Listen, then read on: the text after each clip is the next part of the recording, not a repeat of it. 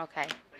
Good evening. Thank you for attending. We're going to call to order the commission meeting of July 12th, located at 3631 Perkins Avenue, which is our main office. The time is now 6:03 p.m. The next item of business is to conduct a roll call. Commissioner Adams. Present. Commissioner Benito. Present. Commissioner Shura. Present. Commissioner Donaldson. Present. Commissioner Earley. Present. Commissioner Garret-Ferguson. She's on her way. Commissioner Kennedy. Commissioner Reeves. Present. Chair Ridgeway. Here. Commissioner Van Leer. Present. Chair Rodriguez. Present. Commissioner Wang. Present. Commissioner Zaid. The quorum of commissioners needed to conduct business has been met. So we're going to review the agenda, but because it is a special meeting, the agenda will be as approved as sent out. The next item of business is to discuss meeting decorum. It's very imperative that we review to ensure that we're all on the same page. These items are on the second page, which is the back of your agenda. And just to highlight that the public comment will occur at the last session of the meeting because it is a special meeting. Per Robert Rules of Order, we have to ensure that we ensure that all the items on the agenda are completed. But to do a quick review of the guidelines, everyone is encouraged to participate. It is imperative that we listen to all voices and respect any time frames that is provided. Please step to the mic when it's your time. State your name, of course, where you live, and your perspective that you're willing to share.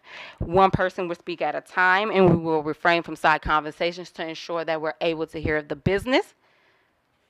Public comment for this portion of the meeting will occur approximately at 7:50 p.m., depending on, how we're able to move the business forward. If there's any questions prior or before that arises, please feel free to reach out to staff or email if something arises after at clecpc@clevelandohio.gov. Just for reference, the public comment section is at the second page of the agenda, and it will occur at the end of the meeting because it is a special meeting.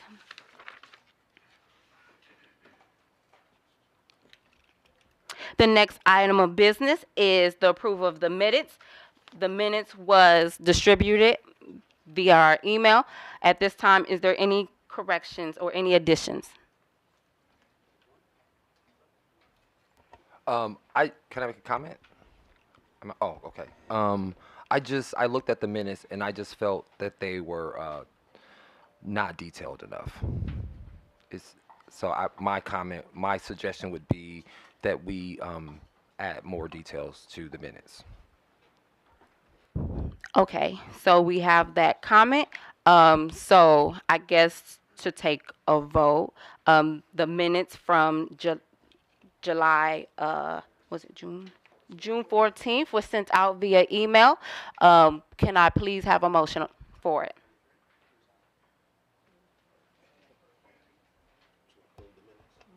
I make a motion to approve the minutes. Okay, do we have a second? Second.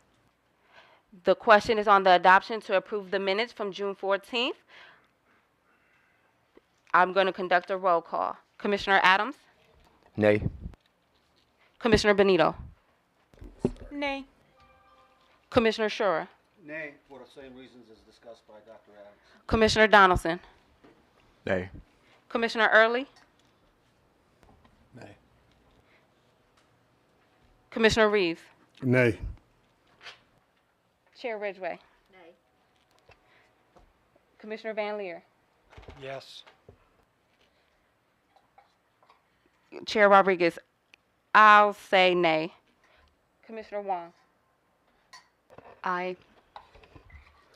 The minutes, that particular motion was not carried, so it will go back to the staff for further revisions. Thank you so much for completing this task.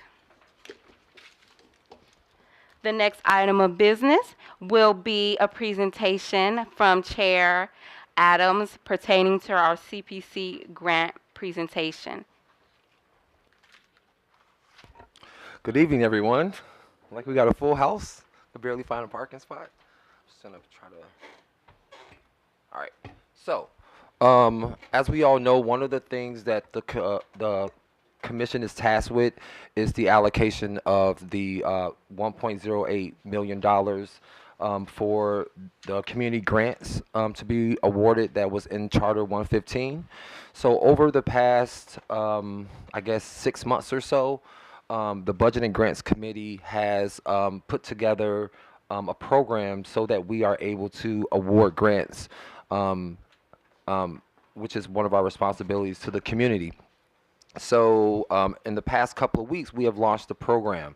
So what we're going to do today is we will, and I say we because we're a committee, so although I'll do most of the talking, I'm going to say to the rest of the people of the committee, if you feel like you would like to say something during the presentation, please feel free to let me know. So what we want to do today is have what we're calling an informational session on sort of what the program is, who qualifies for the program, what are the guidelines for applying for the program, what are the timelines, and how much can community organizations and grassroots organizations apply for. So this is essentially meant to inform the community and inform anyone who doesn't know about the grants program. So before we get into the presentation, I'm going to say, please, please, please, please share this with as many people as possible, because we are very passionate about making sure that people in the community, organizations and grassroots organizations who qualify, that they apply, because we want the funds to serve their purpose, which is to decrease violence in the Cleveland community, to allow police to focus on more serious matters. So that is the goal of the program. So we'll start. The program, as it says, is the grants program is to fund local Cleveland-based violence prevention, restorative justice, and mediation programs, which will be explained later in this presentation, that reduce the need for police activity. So that is the goal of the program. I'm going to move this a little bit. So the goal of the program is to fund community-led initiatives that address trauma, violence prevention, and conflict resolution that are beneficial for both the community and the officers. And these programs, typically, what we would like them to do is empower citizens at the grassroots level to take direct action when faced with certain problems.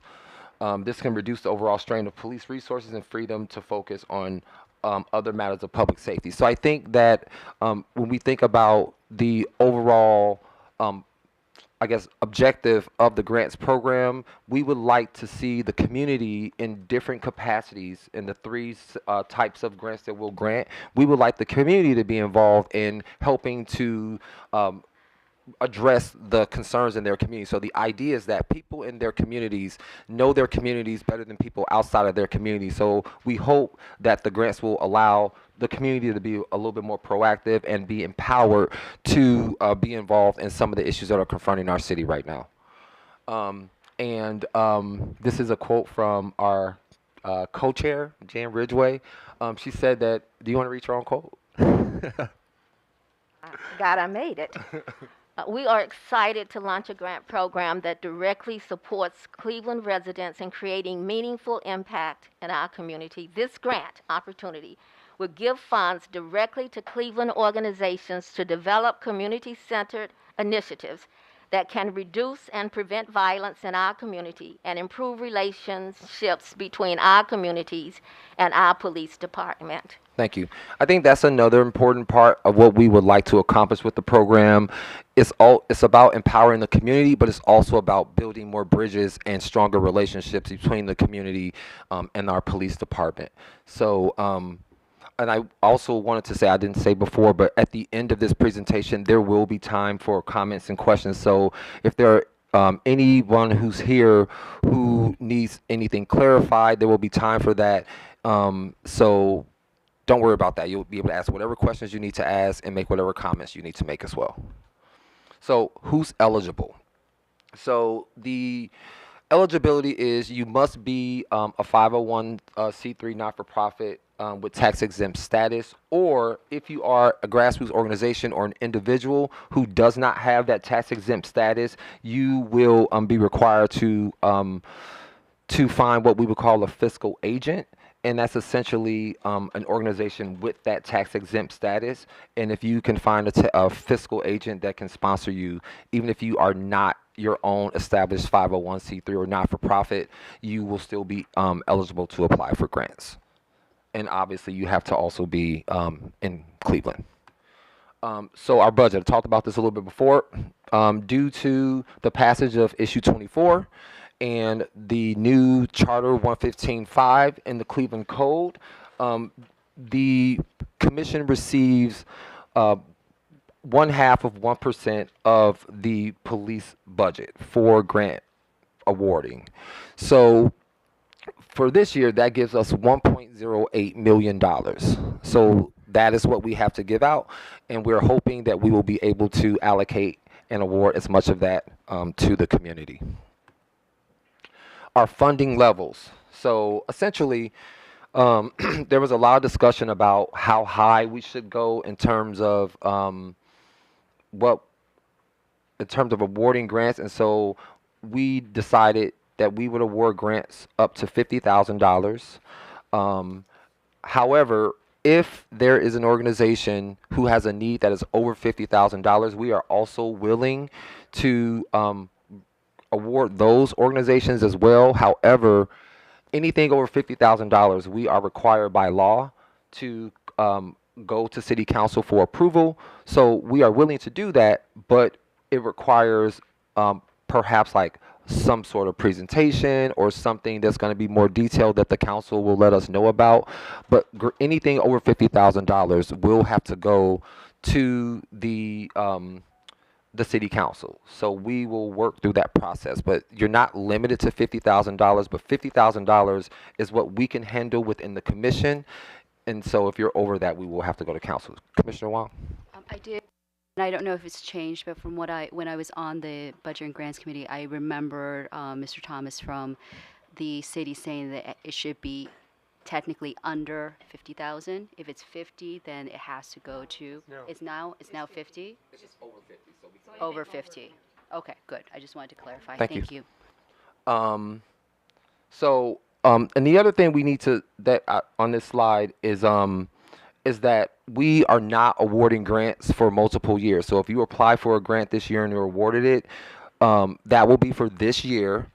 But if you would like to apply again next year, you are allowed to apply the next year. But we will not be awarding like a 2 or 3 year grant to any organizations. But you are free to apply each year.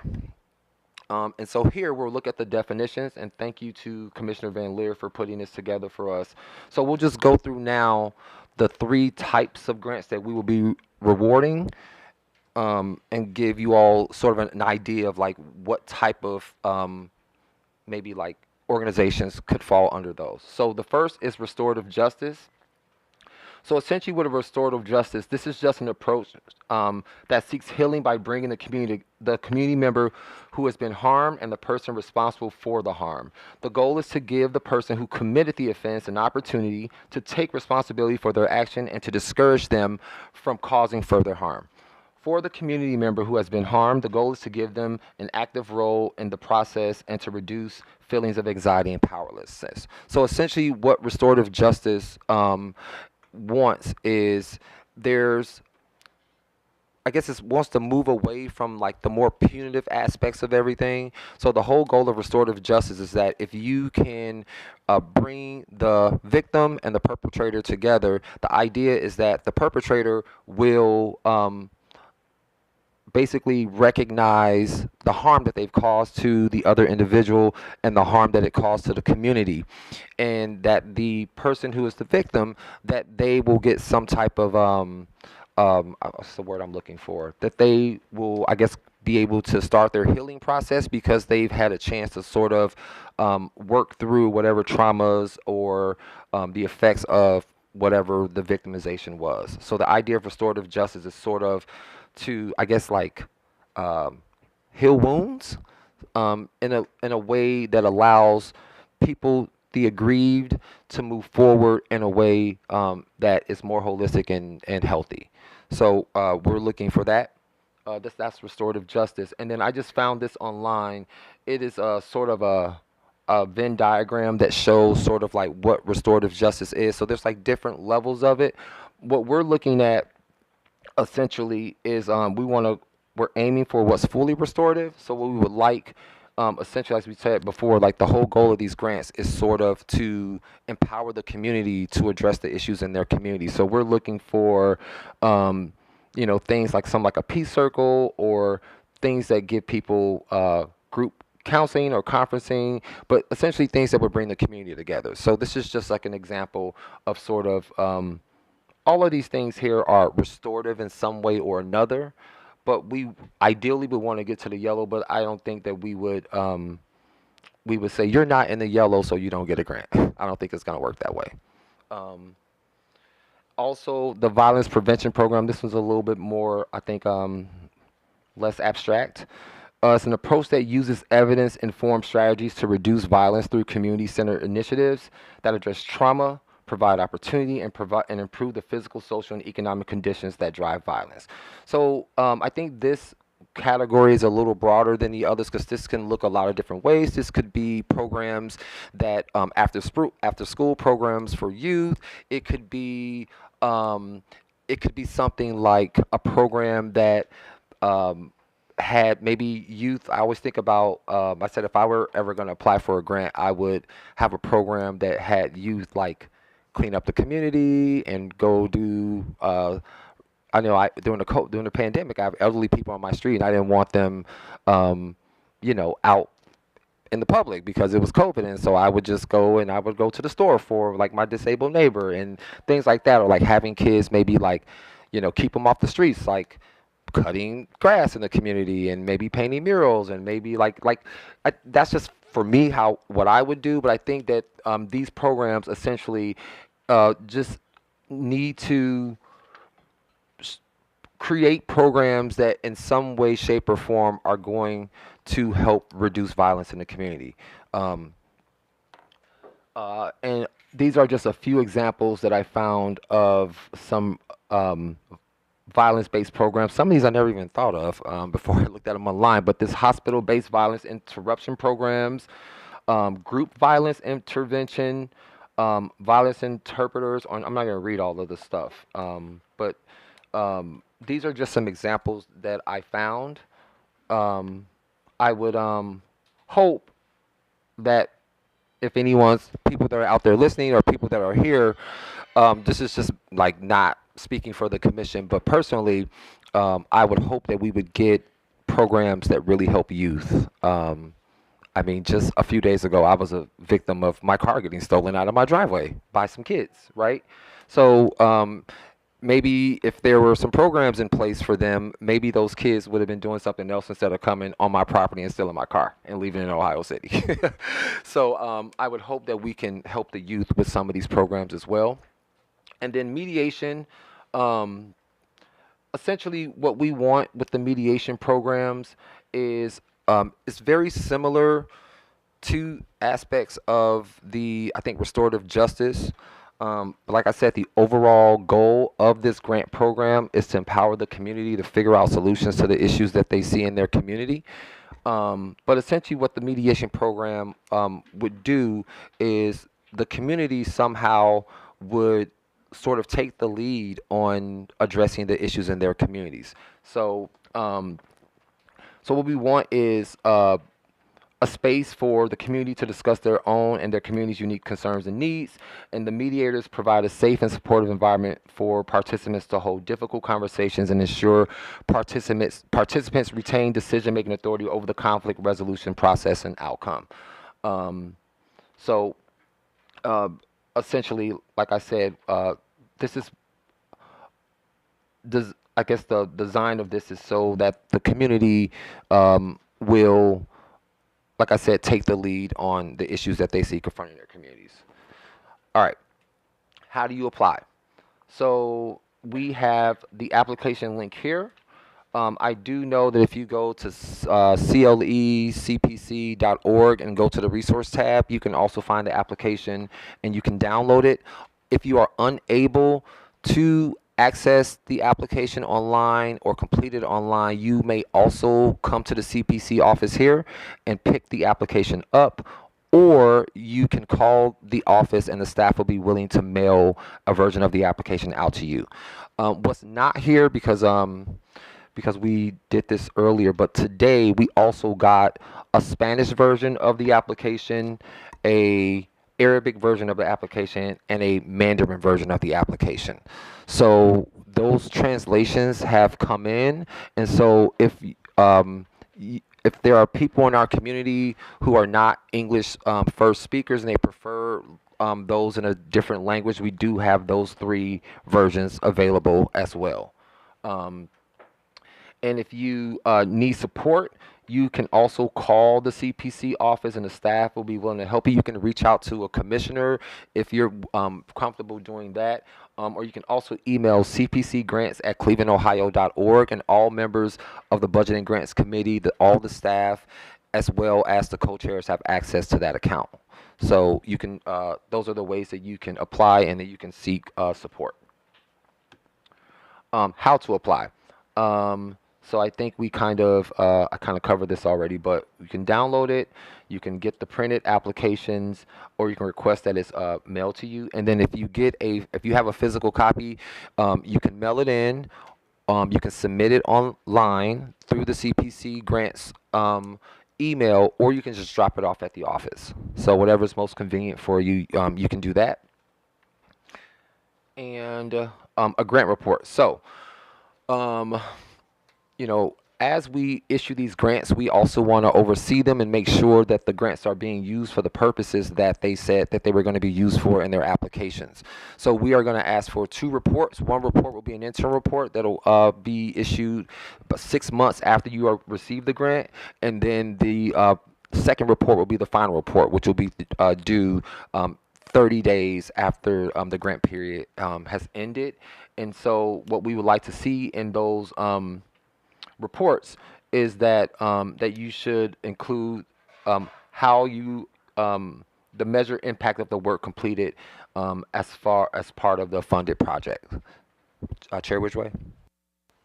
Just a quick question on behalf of the applicants. When they apply for a grant, if they receive the grant, and when they get ready to do the 6-month report, will there be a form provided for them to complete for that 6-month period, or is it a report that should be generated by the receiver of the grant? Just looking at what those impacted measures are. I think that we have not gotten that far in terms of the report and how the formatting it, but I do think that that's a good suggestion, and so we'll bring that to the Budget and Grants Committee. But just listening to your comment, I would think that we should provide some type of structure for the applicants and the grantees just to give them some guidance. So I think that, you know, I can't speak for the committee because we need to meet, but I think that's a good suggestion. It also would provide standard reporting. Everybody would be providing the same kind of information. Yeah.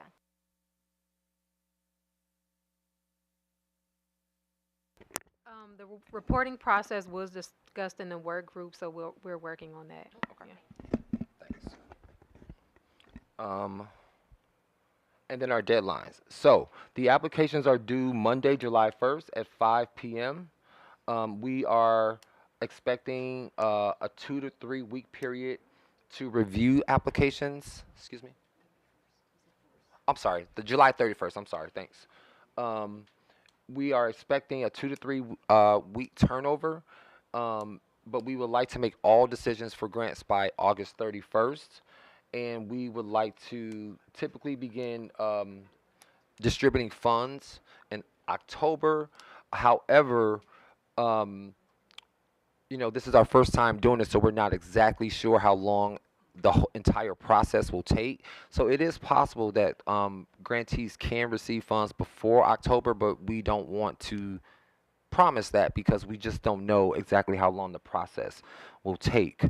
But it is possible. We'll be accepting, reviewing applications on a rolling basis. So it's not like, like for example, we've gotten a few applications in already, and so they're going to go under review. So we're not going to wait until July 31st to start reviewing applications. And this is if you need to contact us, here's our information. There is, again, the CPC at clevelandohio.gov, but we also have the budget and grants direct mail, which is here, CPC grants at clevelandohio.gov. And I think that's all I have. I don't know if there's commissioners, budget and grant committee people who would like to add anything or say anything, but I'll open up to commissioners to make statements first, and then we'll open up to the public. All right, thank you. Public, do you have any questions? Or you got some, Kyle? So I was asking a question about the deadline. Can you explain why that is the deadline? Not that there's a problem, but just so we have clarity of why July 31st was chosen. So that we can get the money out in time so that people can spend it. Because we formed the commission, we got started and then we didn't have the program, so we had to create the program.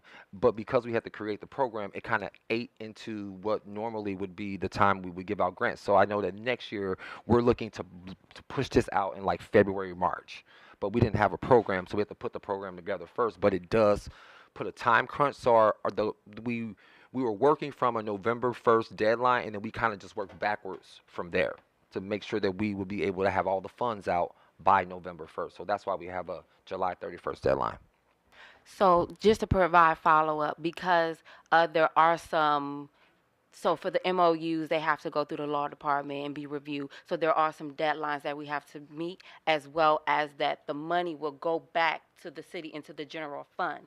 So I'm not sure if that is a hard I mean, it is, but we need to see how many grants are received and things of that nature, because we may want to extend it, but we have to keep those things in mind, that there are other departments and as well as that timeline. That's a hard timeline that will have to be met.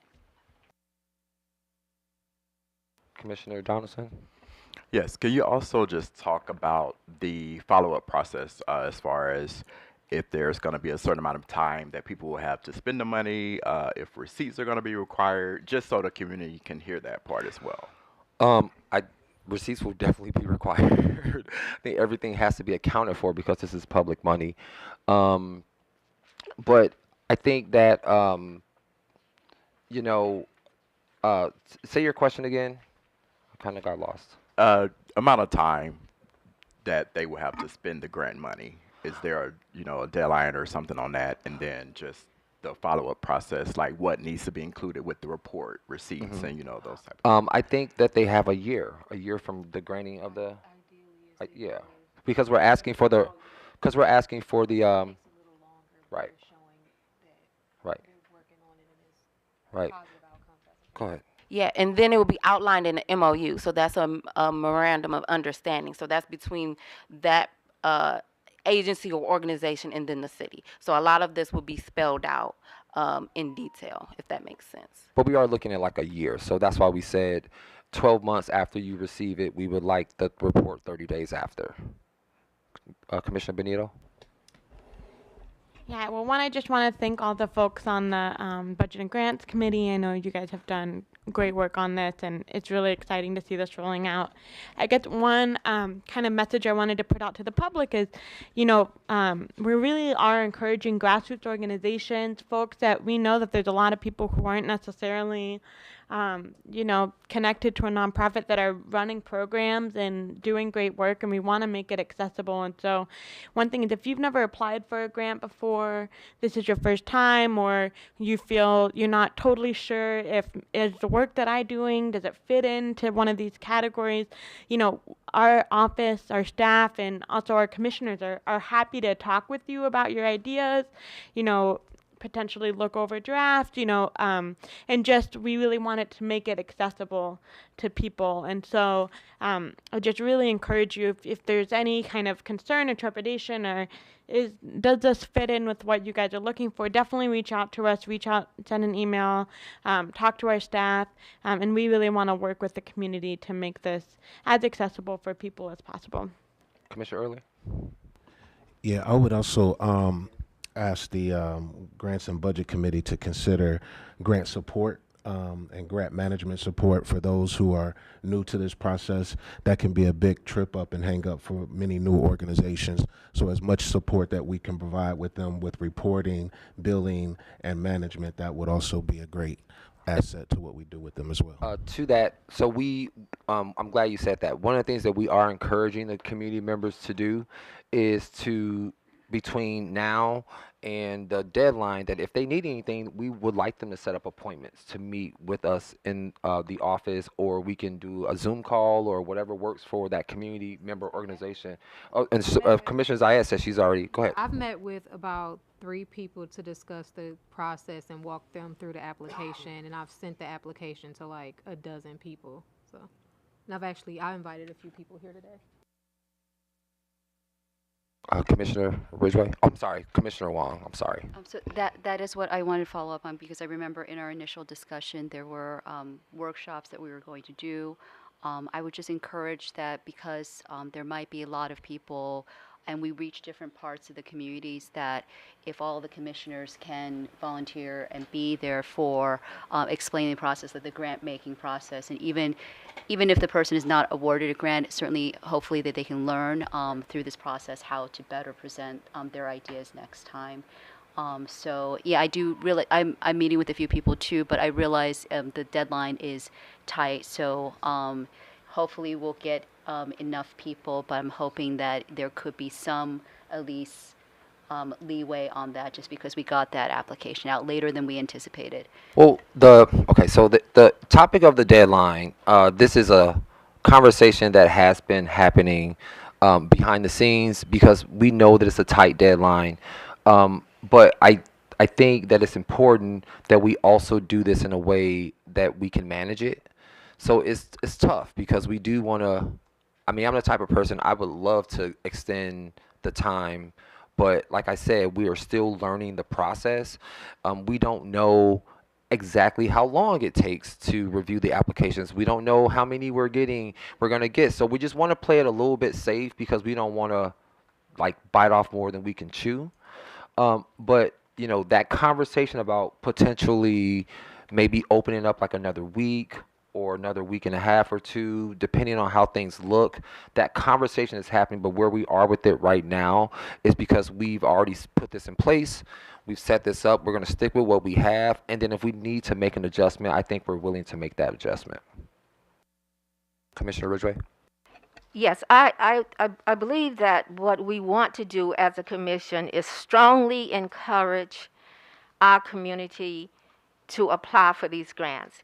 And while the focus includes nonprofits, you do not have to be a nonprofit to request money through this grant process. There are so many nonprofits out there already who might be willing, and most of them are gladly willing to serve as your fiscal agent. They will help you complete that application. They will help you with the distribution of those dollars. They will help you with the accountability piece and the reporting part of that. And so don't be deterred by this grant process if you are not a nonprofit. There are many nonprofits out there that would be willing to work with you and to serve as fiscal agents.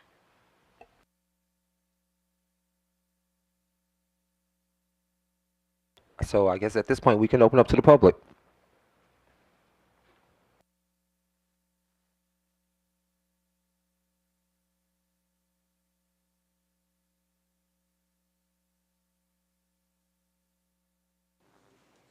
Testing. Okay. Hi, my name is Charmaine Jordan Payton. I live in the Central neighborhood, Ward 5, and I'm with the Men and Women of Central, so I have a few questions. My first question is, if you're a nonprofit applying for the grant, can you also act as a fiscal agent to a grassroots organization applying for the grant? I don't think there's no conflict with that. Okay. Second question is for organizations who are applying for more than $50,000, does the same deadline apply? Are you still looking to submit the funding? I think the deadlines are all the same. I think that if you are, what I would say, For approval, yep. the approve. It's just the only thing that's different is the approval process. It requires us to go to city council, but everything else is essentially the same. And we can't determine that. Okay. All right, thank you.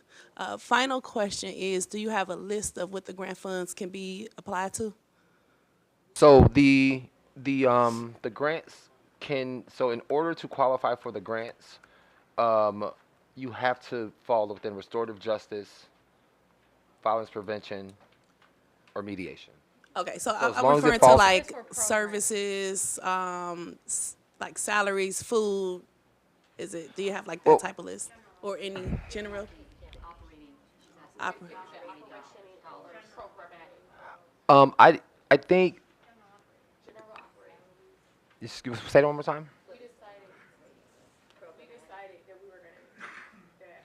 Yeah, because one of the things we talked about in the committee was that there may, some of these organizations that's the type of support that they need. Okay. So I think what we would emphasize is, if you need those funds, just lay it out in your application and when you have to submit your budget. But as much detail as you can provide, the better. But we are willing to fund new organizations as well. So like I said, we are trying to really make this as available to the community as possible. So the answer to your question would be yes. So question 11 of the application says type of funding request, and it says capacity building, operations, project program, training, education, and expansion. So please be mindful that this is still a pilot program and this is our first year. So when we go through that MOU process, we will really spell out, it will be specific to your grant, if that makes sense, right? Absolutely. Because these are city funds and this is our first year, so we're still navigating and we're still learning. But based on what we agreed and our understanding, and it went through approval, is capacity building, is number 11 of the application, capacity building, operations, project and program, training and education, and expansion. Okay, all right, thank you. And if you need some, if you're not sure, I would encourage you to just send an email out to the CPC grants email, or you can call the office, but we are willing to help you along the process. So if you need something, you're not sure about something, I would say, I would encourage you just to reach out to one of the commissioners or the staff, or send an email so that we can help you and increase the chances that we can approve you for the money.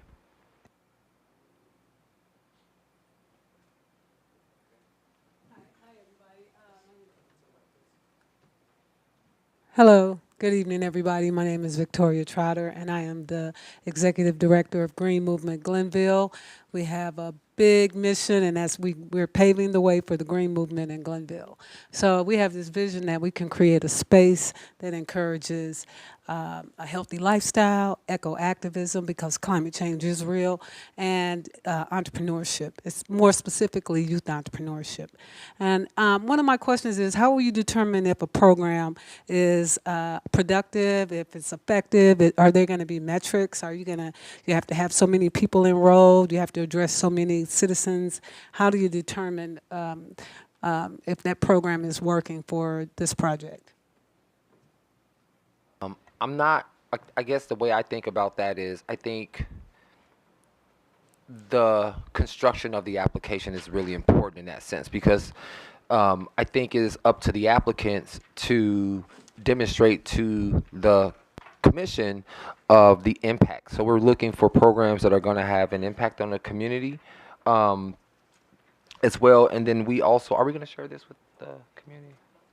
But we do have a, we're not going to, this is just in-house, but we do have a form where we have several items that we will be looking for. And that will be like, it's like a scoring rubric that we have. Anyone else?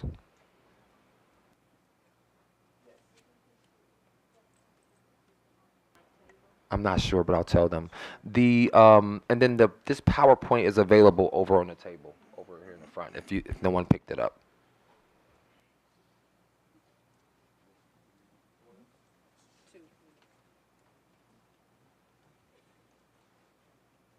So I would say thank you to everyone, and again, please, if there are any concerns or questions, I would say err on the side of contacting the commission for clarity. We really want to help these organizations in the community to meet the objectives of this program. So thank you, everyone. Thank you so much. The next item of business is the co-chair report, and I know that Chair Ridgeway would like to say something. So I'm going to stand and go to the mic because not only will I be speaking to the commission, I will also be speaking to the public that's here tonight, but I additionally will be speaking to those of you at home who are listening and viewing this program. And I'm not afraid of giving you anything, but I have a really depressed immune system right now, and so I want to remove the mask but not sit next to you once I do that. So thank you.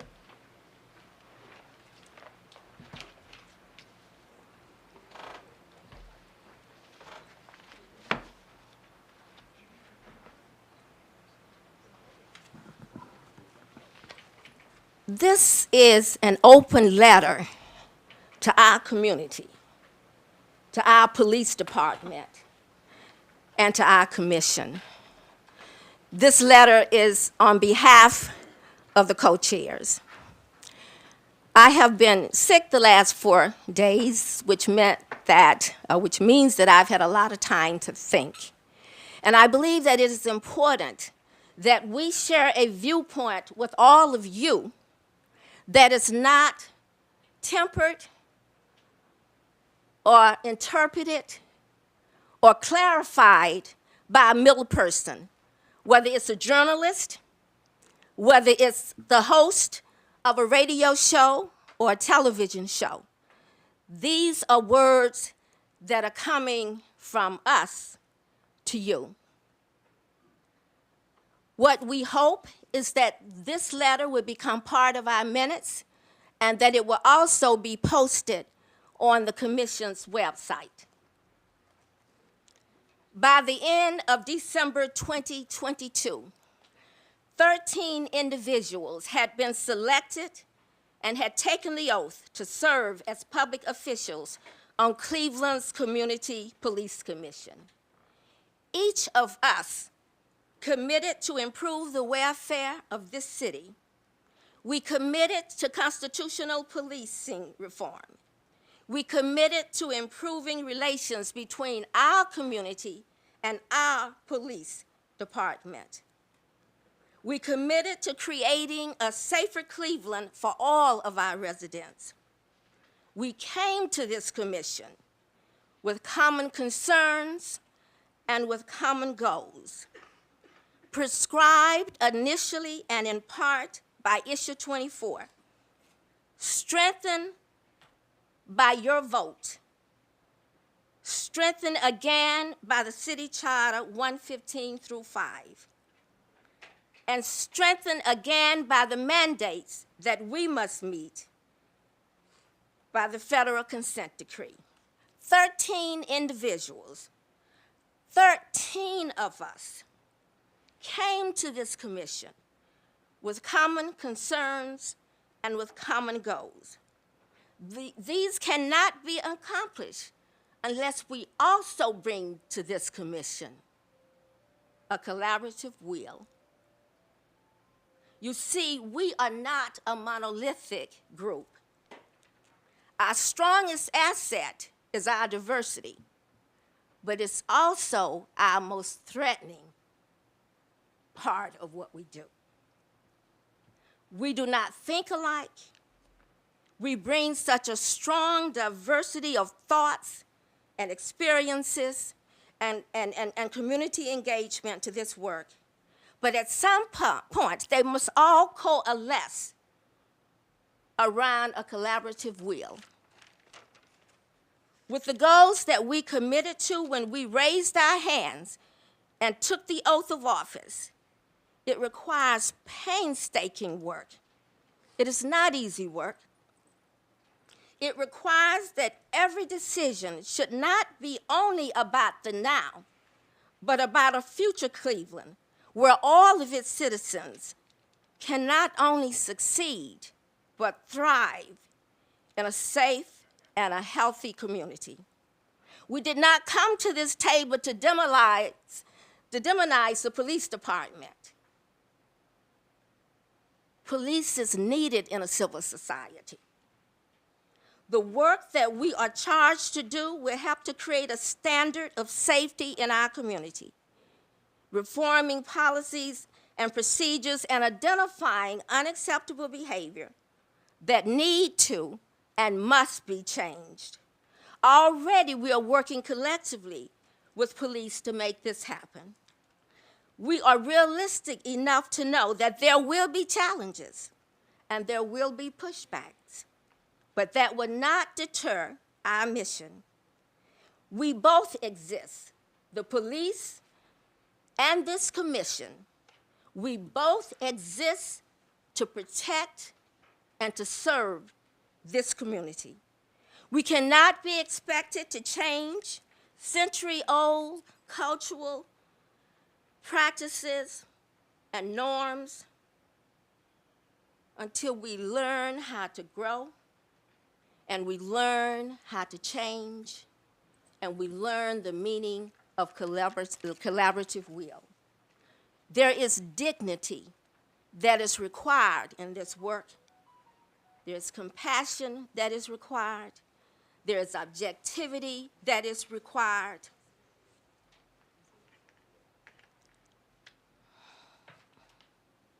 There's fairness, and there must be transparency. And the one thing that is non-negotiable on both sides of the table is respect. We must bring respect to everything we do. And we must be as receptive and non-defensive to constructive criticism as we are gracious and humbled receiving accolades. One incident, and what a public incident it was. It cannot be allowed to overshadow the critical work that is required of this commission. We must be unflinching in accomplishing what this community expected of us when we were selected. And we must learn to drive our own narrative. And it must be a clear narrative and one that unless we drive it, will be driven by others, let alone the media. We came to this commission all fired up and ready to go. We need to reignite that fire within our commission, within our community, and within our police department. We have work to do. We have to rebuild credibility. We have to rebuild confidence within our group and within the community that we were selected to serve. Every decision that we make affects this community. And the one thing that I cannot say enough, that this commission, These 13 people who were selected to serve, who took an oath of office to serve, we too are Clevelanders. We live in this community. We work for this community. And every decision we make must be to the benefit of a community that selected us to do the work to make a safer and a healthier Cleveland.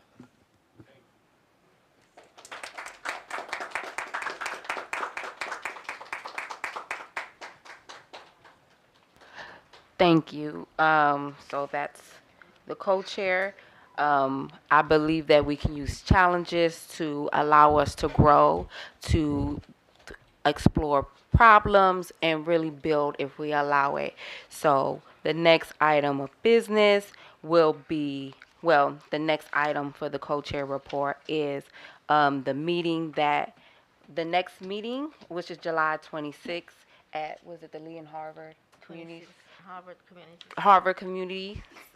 We do have an update that the mayor will not be in attendance. He has a conflict at that meeting, but please still be in attendance. It's July 26th, 2023 at the Harvard Community Services.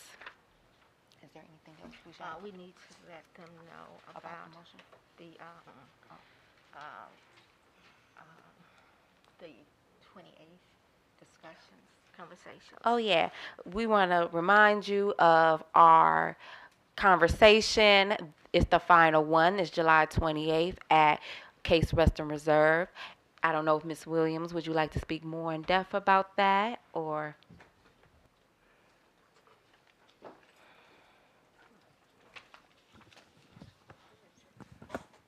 Good evening, everyone, and thank you for the opportunity to highlight the Cleveland Conversation Series. As you know, it's been a 5-part conversation series, and July 28th, we are having our final conversation. It promises to be one of the most powerful conversations of the summer. We have, as our keynote speaker, Attorney Lee Merritt. He is the attorney for the Ahmaud Arbery family. He will be joined by moderator Habiba Grimes. She is one of Cleveland's very own, as well as some of Cleveland's very prominent mental health therapists, Latoya Logan, who owns Project Lift, Eric King, who owns Mental and Emotional Wellness Centers of Ohio, and Billy Gilliam, who owns Parker Counseling and Consulting, as well as Jewel Woods. So we have a star-studded lineup. That is our AM panel conversation. And then we have a lunchtime keynote conversation as well. We will have Cleveland's very own Kareem Hinton, who will moderate the conversation, O.C. May Neal, who is the president and CEO of Spread the Love Foundation. That is Crazy Bones of Bones Thugs and Harmony. That's his foundation. And we also have, out of Louisville, Kentucky, Black Lives Matter owner, president and CEO, Chanel Helm. She's a very powerful speaker. And then we have performances by the Sparrow's Fortune.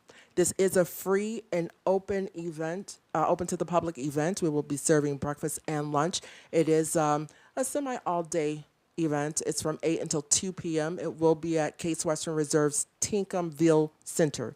So please come out and join us. You will have an amazing, amazing time. Thank you. Parking, she needs to mention parking. Thank you.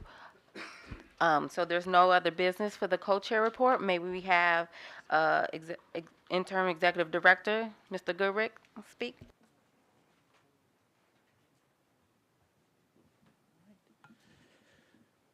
Okay. Good evening, everybody.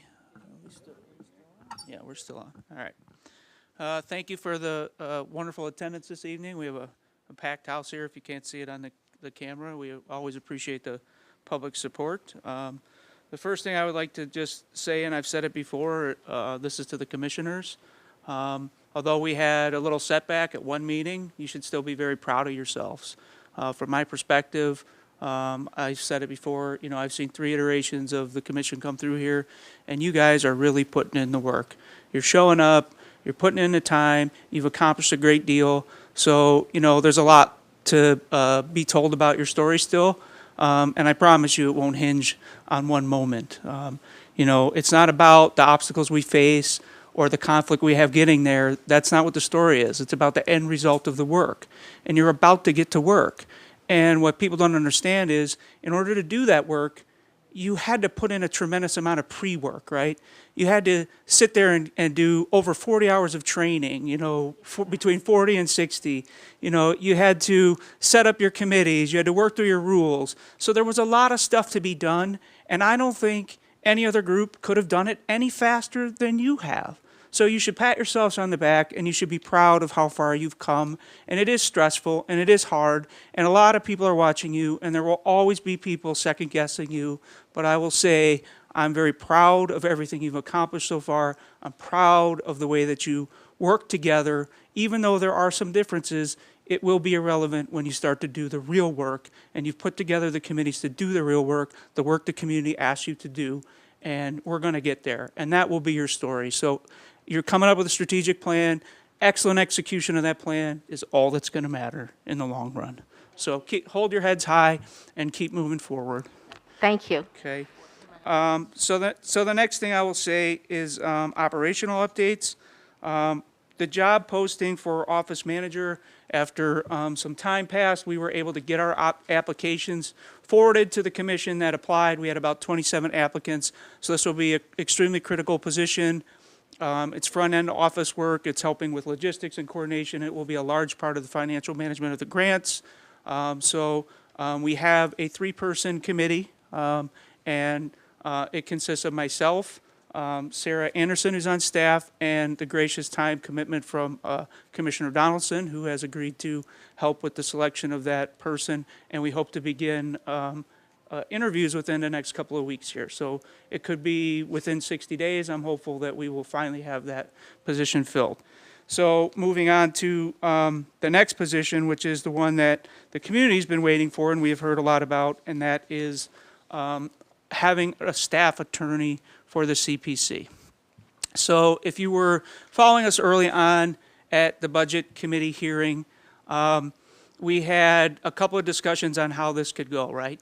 The one that ultimately we selected from a staff perspective, working with the law department, is what is an assistant director of law. So what does that mean? Okay, an assistant director of law reports to the law department, right? And what that does is empower all attorneys who work for the city that are empowered to work as attorneys go through the law department, right? So ultimately, they are a law department employee, right? But they are, this will be a timeshare arrangement because of budgetary things, right? So half the time that they're at work, they will be working exclusively for us and reporting to the executive director, right? So why does that matter, right? It matters because let's look at 115.5 first, because this will be a controversial issue. So I want to read right from what the law says, okay? So all city departments, and we are a city department, right? The first point of legal advice is the city law department, right? So how does the CPC different, okay? There is a provision in 115.5, right, where if we don't agree with legal advice we're receiving through our staff attorney, right, we can engage outside legal services at the Department of Law expense when the commission determines it is at its discretion that there's a conflict of interest between the commission's mission and representation from the city's law department, right? So it is a standard practice for the law department to embed attorneys in other departments, right, that need a lot of legal advice. We clearly fit that mold. So we will have an embedded staff attorney. It doesn't mean that if we don't agree with the advice that we are getting from our in-house staff attorney, we still have at our discretion the ability to ask the law director to hire an outside counsel. Now, do I see that? Do I see us having a continuous conflict of interest, right? Because people will say, well, you need an outside attorney now. Well, the law says we need to identify first a conflict of interest. Right now, there's a ghost of a conflict of interest in the room all the time. We hear about that, right? But we don't have a legal question that we've had an answer to, that we have that we can pin down and say we need outside counsel, right? So on a day-to-day basis, that just won't happen a lot. And in my opinion, it won't happen a lot for a couple reasons. One, the law department recognizes your importance. They recognize 115.5, and they want to help you succeed for based on what they have told us, right? And we looked at this position really, really hard, and we discussed it, and we brought up the concerns, right? What about trust? What about transparency? And after long deliberation, we decided that this can really work, right? It will work. We will get good legal advice, and when we don't, we still have the option of contesting it and asking for an outside attorney. But will that happen? Probably not, because it will be a high taxpayer expense. So more than likely what will happen is this attorney on staff will help us mediate that conflict until we come to an agreed upon resolution. That is in the job description. So everyone has a copy of the job description. It is going through budgetary approval right now. The typical pay for an attorney, a staff attorney, it starts at $75,000 and works it all the way up to the low 100s. We don't know exactly where we'll fall yet. It depends on the qualifications and things like that. But we do have enough budget to cost share. Again, it's taxpayer money, so we are going to cost share this position with the law department. If it becomes a point where we need them more than 20 hours a week, we will be able to approach council next year with actual numbers and say, look, we're pushing the point where we need an attorney full-time, right? But we don't have that yet, so we're starting out with this attorney roughly 20 hours a week. When they're not with us, they'll be working on things that aren't in conflict with the work we do. So they will be basically a contract attorney for the city. They will help with more in-house legal turnkey things that are not related to police reform, not related to police reform work, not working with the unions or any other thing. So there will not be a conflict with what they do on the other side of the house when they're not here with us, okay? So you have the job description. I'm excited to move this forward. I have tried my best to get us an attorney by August. Believe me, we are working as fast as possible to do that. Things are slow in a city sometimes. So this is quite fast in my opinion to work to this point where we are now. So if you have any questions, I'm open to talking about this position in the questions. Okay. So I'm a little concerned that I certainly didn't know that this was a decision that was made. I don't know which parties were involved in it. From the very beginning, as you said, that there's a ghost of a conflict of interest, but as the old saying goes, where there's smoke, there is probably fire. And there is an inherent conflict of interest that I see.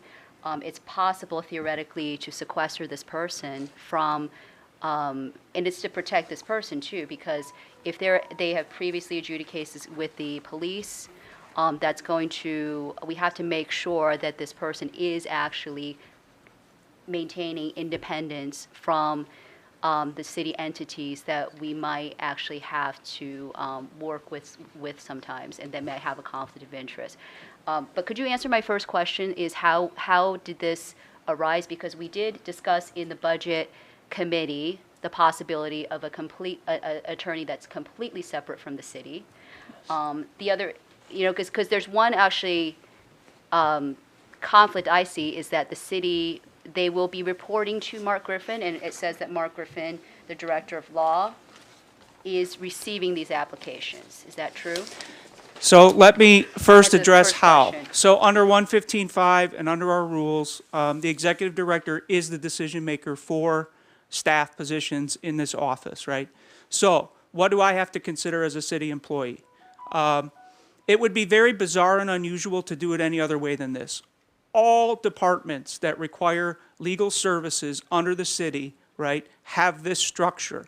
Now, there are other departments, right, so that could potentially have a conflict. And believe me when I say Mark was concerned, and they deliberated, and they talked to me about it, and we went through every scenario, and there just isn't any solid proof that this is not going to work. It works everywhere else in the city. This is how taxpayer money is funded. Second, if we were to have an attorney that didn't report to the law department, that attorney would then have to go get a decision from the law department, just like any other staff member. So it doesn't make any sense, because our pathway to getting an outside legal counsel and a paid outside legal counsel is to first get an opinion from the law department, right?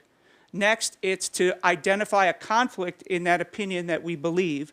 And then it is to request an outside legal service, right? So we haven't ever come to that point where we've ever had to do that. This attorney being on staff will shorten that time period.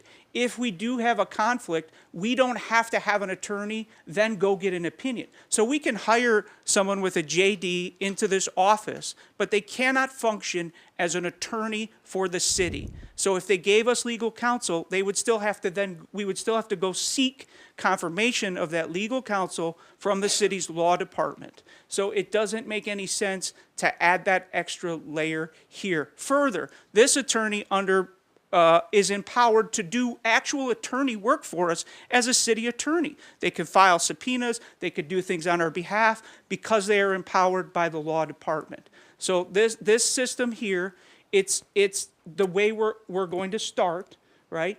If we find that it's not working, we're not, we can always change it. We can always change it, but we do have to have faith and believe that we can make things work.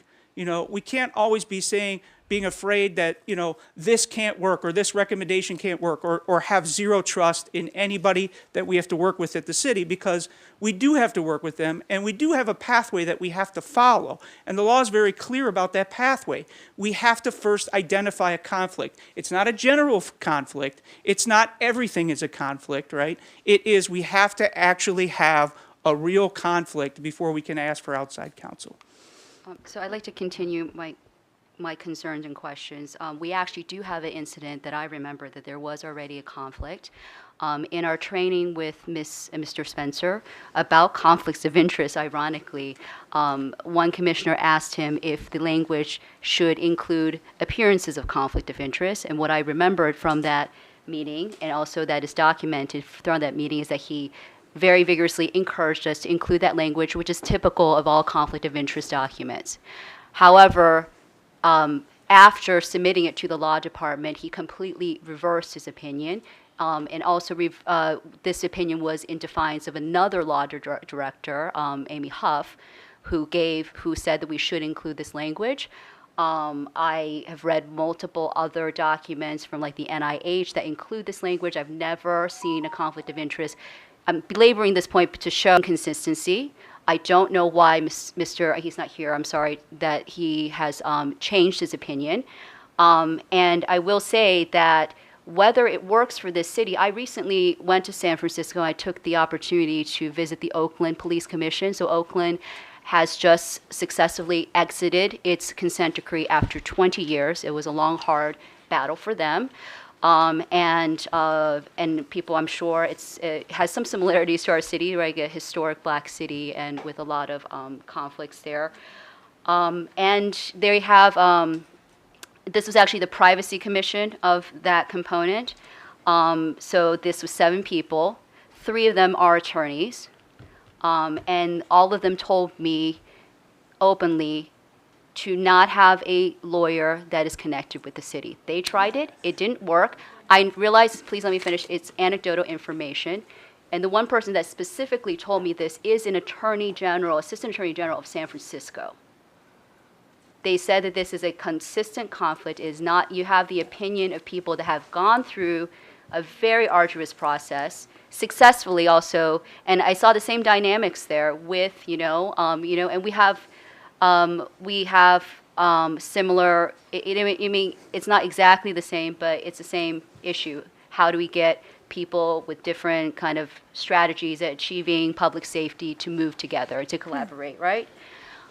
So I guess I'm still also concerned. I don't understand, why does it have to go? So the only law that we have to fulfill, right, is municipal law, the state law, and civil rights law. Those are things that can be interpreted and known by lawyers outside of the city. So I don't understand the process that we have to go to the city for an opinion, and it seems like that's inserted in a way to justify keeping this lawyer in the city. So we have, I'm just saying, we have, and I'm again troubled, I know it's up to your discretion to choose this, but there was no discussion with the rest of us, as far as I know, maybe with the co-chairs, about whether this is the right path forward.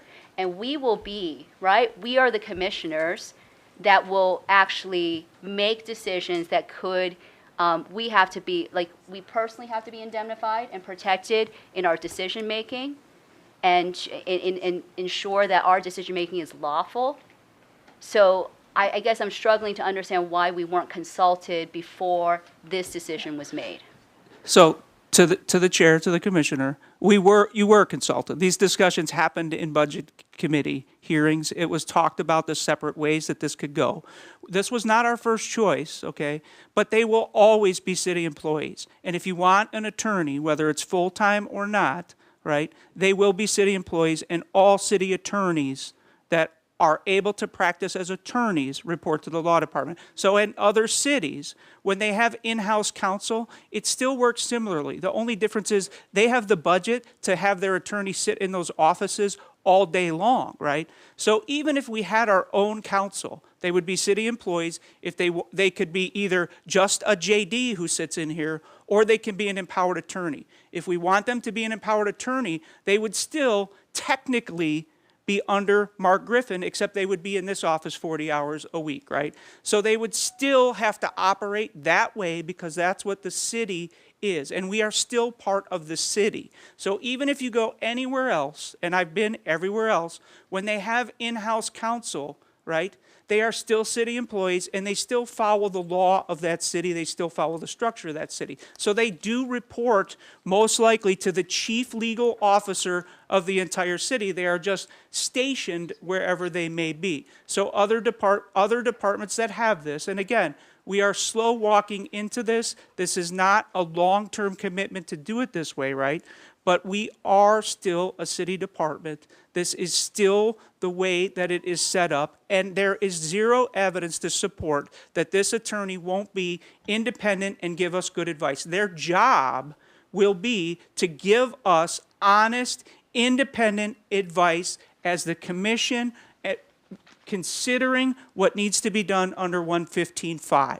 They will not come in here with an agenda to not give us good advice to do our job. And it doesn't mean just because the structure of it that they report to, Mark Griffin is the appointing authority, that Mark has the final say. We have the final say on whether we accept legal advice or not. It's right there in 115.5. So if you feel like you're getting bad advice from this person, then you can say, I don't think this is working, or you can say there is a conflict. But they would have to hire a firm. We are not going to spend taxpayer money to have a firm on retainer all the time just to work for us. It's too expensive. City Council would not even allow us to have a full-time attorney under this structure. So you're talking about the difference of hundreds of thousands of dollars in billable hours to have an attorney here 40 hours a week. It doesn't make any business sense. We haven't even tried it this way first, so to throw it out the door and say that it's automatically not going to work just doesn't have a sound foundation. It can work, and this attorney will be working for us. Their job will be to support us and enhance the mission of 115.5. No other way. So we're going to open the floor to other commissioners if they have questions. Yes, I have a question. It's the last bullet point where it says work with the City Department of Law to mitigate conflicts of interest between the CPC and city administration. Can you explain how that actually plays out? Like, whose side are they on? Or is it more like they're doing conflict resolution? Because it says that they will mitigate the conflicts, but I guess my question is, like, would they be representing us, or would they be representing the city administration based on this bullet? Yeah, so before we if we think there's a conflict, right, most likely it's going to be one of two reasons. Either this attorney gave us bad advice, right, or someone else gave us different advice than this in-house attorney gave us, right? And so then we would say, before we just say, let's go hire outside legal advice, my counsel would be, let's sit down and discuss it first. So this would be the person who's charged with trying to bridge the gap there in the room, right? So that it's not just us versus the law director or assistant law director, whoever it may be, right? This person would more than likely represent our interests in that mediation discussion.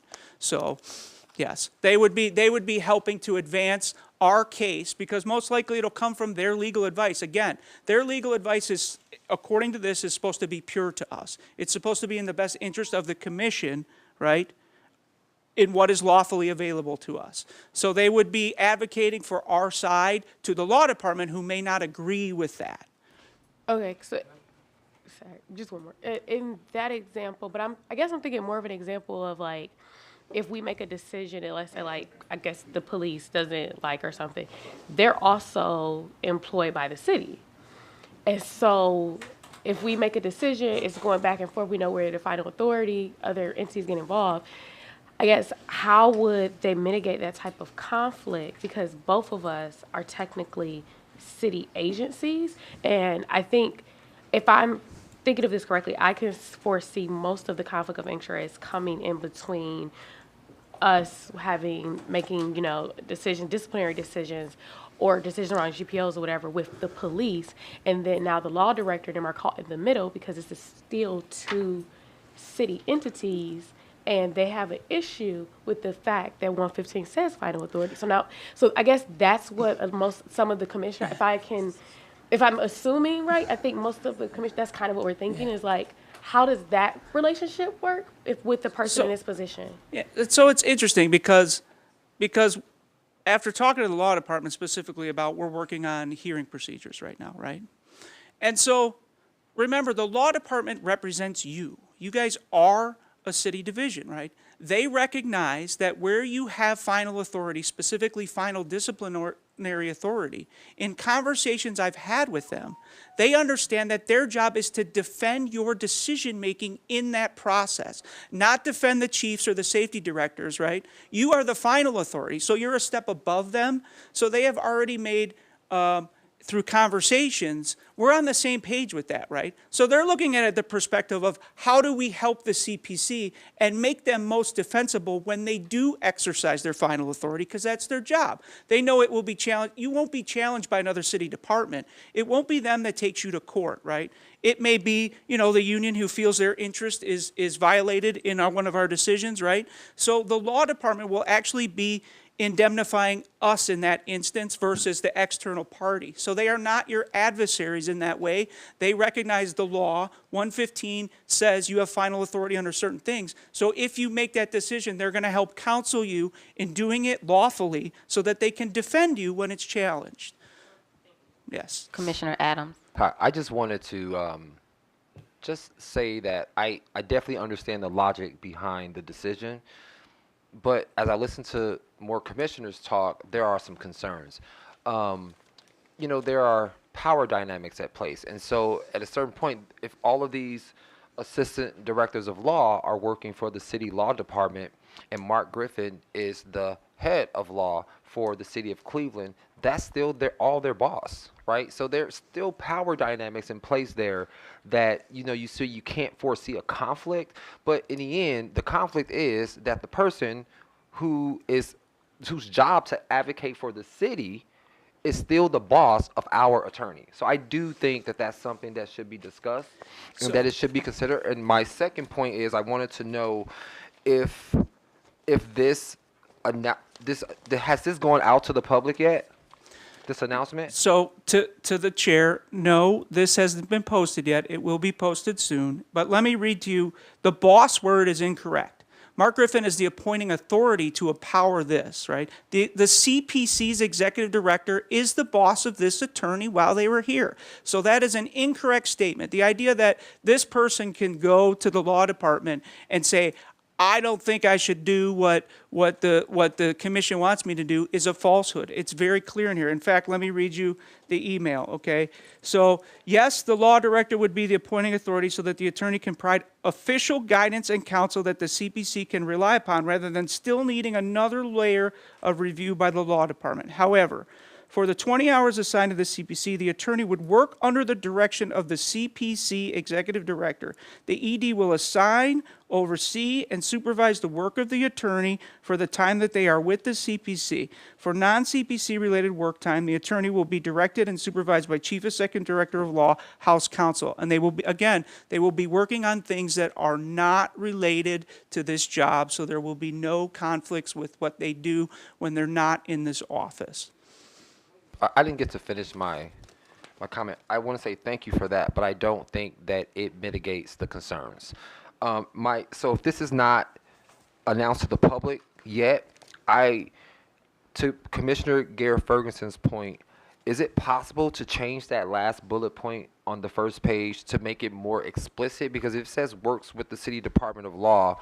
Like, I don't like that language because it's too vague. Could it say something like work with the City Department of Law on the behalf of the CPC to mitigate conflicts of interest with the city administration? I mean, I think it's just, I don't like how vague it is, and it doesn't really identify which position they should be on. Commissioner Benito. Thank you, Executive Director Goodrick. You know, I think that the concerns about this issue are valid. And I also see echoes of a struggle that we've continued to have around the idea of what does independence look like for this commission. Because yes, we are independent in our decision making. That does not mean that we are independent from the city. We are still part of the city of Cleveland. Our paychecks are paid through or our stipends are, are paid through the city of Cleveland. All employees of this office are employees of the city of Cleveland. If something were to happen and we needed representation, the city law department is who is going to be representing us. In terms of the legal counsel that we are receiving on issues related to policing and police accountability, independence means that they have to maintain legal independence in offering us advice, even if there is a conflict between us and another city division, including the police. So if you were to, let's say, seek outside counsel, which I think Executive Director Goodrick has done a good job of explaining, that would require us to have a law firm on retainer, which would likely not be approved by City Council. But if we were to do that, guess who's putting that law firm on retainer? It's still the City of Cleveland. You could argue the same type of conflict of interest around independence. So I think that as a commission, we need to understand the difference between being independent in our decision making, independent in our authority, versus being a separate entity from the city. And I think that no matter which way we cut this issue, whether or not, this is the best way to handle this, time will tell.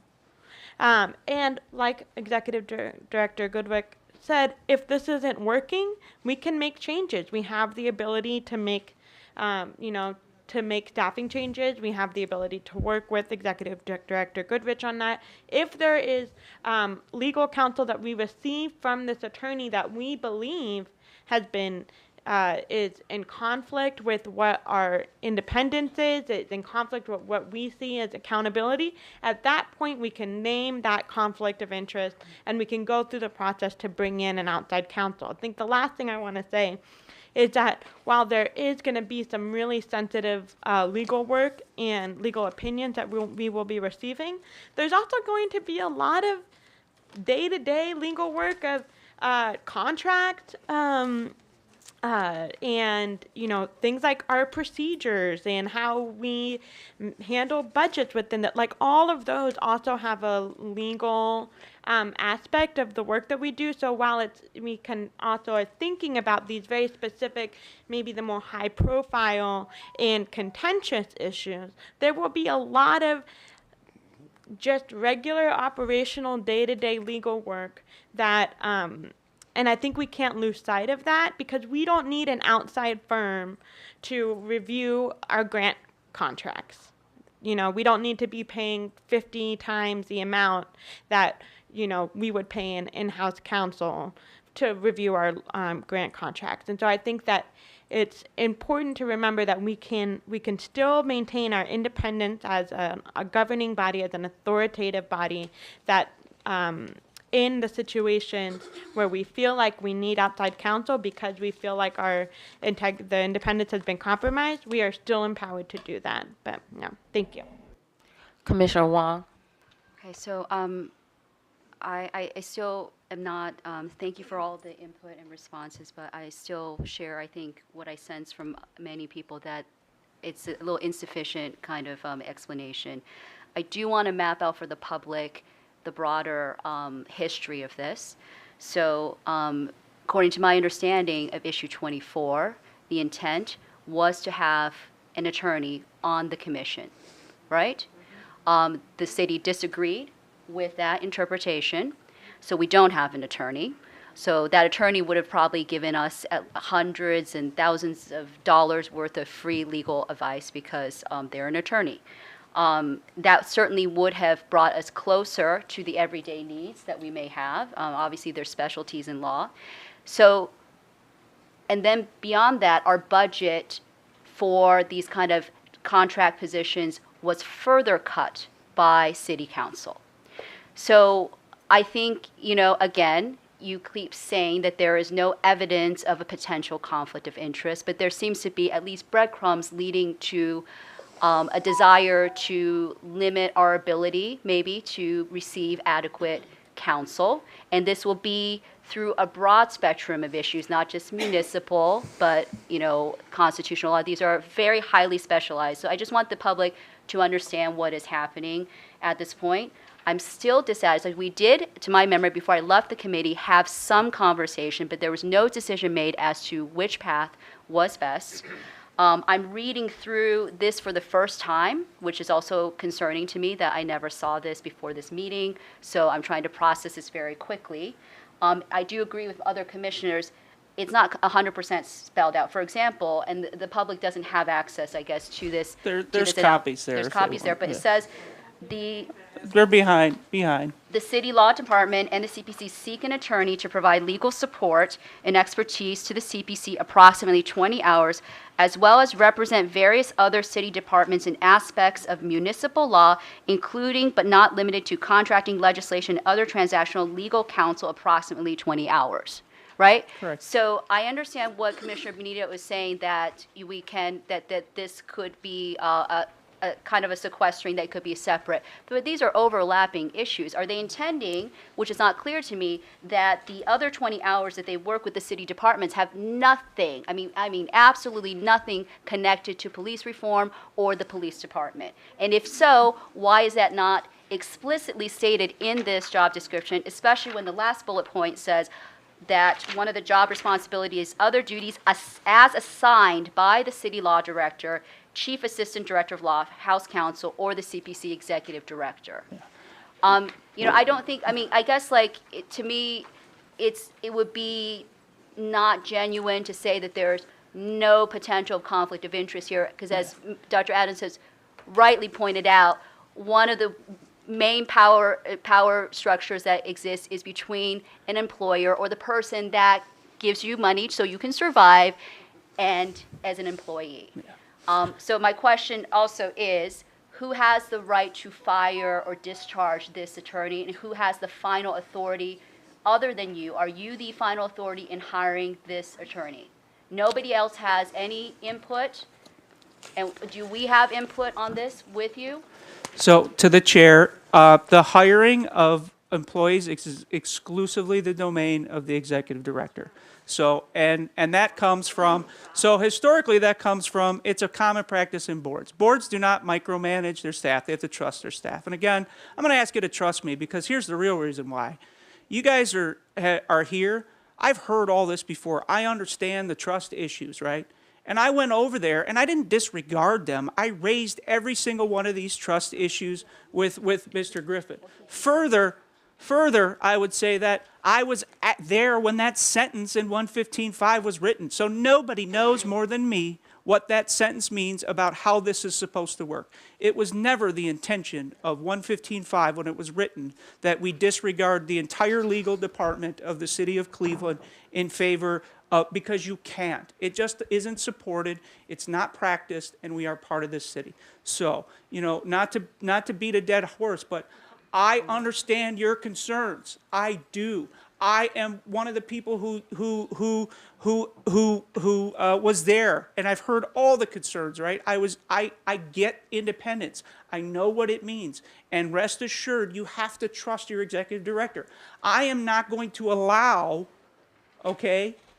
That's why they report the executive director. You guys chose me for that purpose. Do you really think I'm going to let an attorney come in here and exclusively with an agenda of the city and steer us in the wrong direction? It's just not going to happen. It's not going to happen, and we can, if this attorney doesn't work, we can lodge a complaint. And further, it doesn't remove your discretion to hire counsel if you have a conflict. But as Commissioner Benito said, 98% of the work is going to be turnkey legal work that doesn't require an outside firm or an outside attorney. It's going to be basic legal stuff like case preparation. Those things are on us.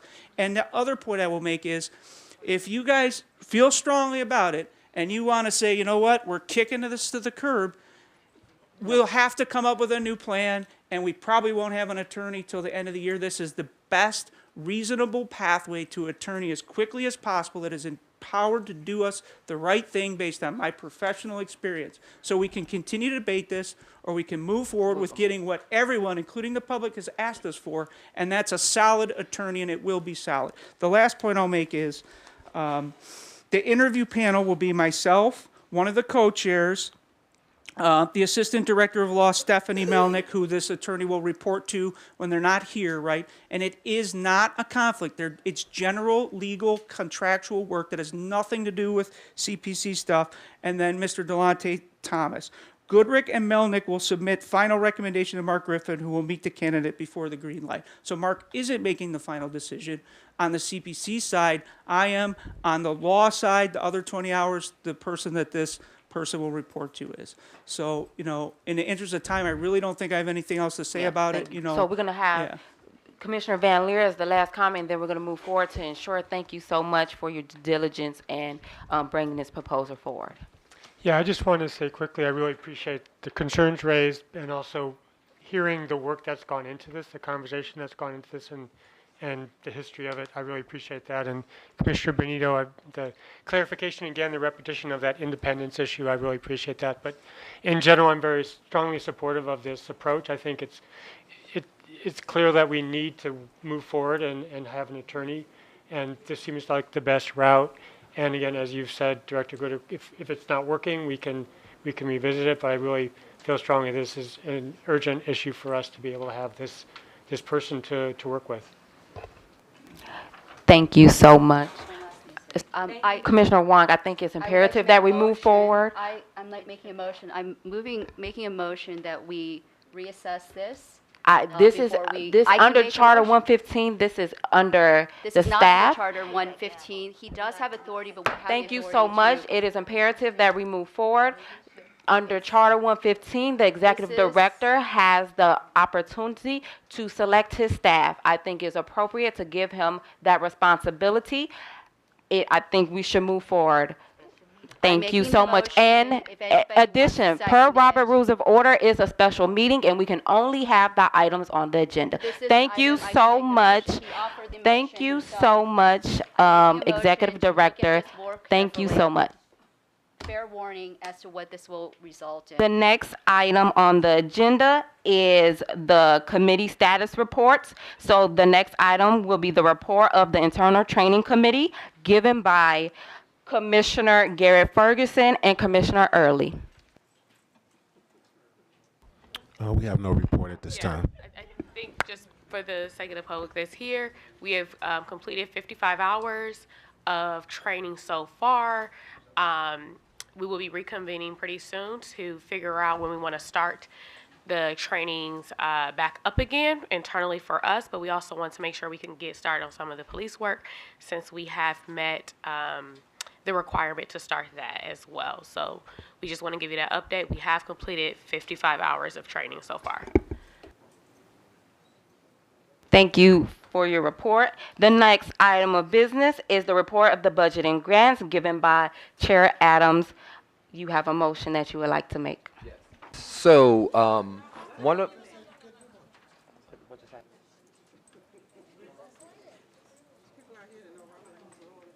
All right. So one of the items that we need to take care of is we are Executive Director Goodrick sent out a survey to commissioners so that we can attend to gauge interest in attending the NACOLE conference, which is essentially a national organization of all of the civilian police review boards and commissions that they gather every year, the annual meeting. This year's meeting will be in Chicago, Illinois in November.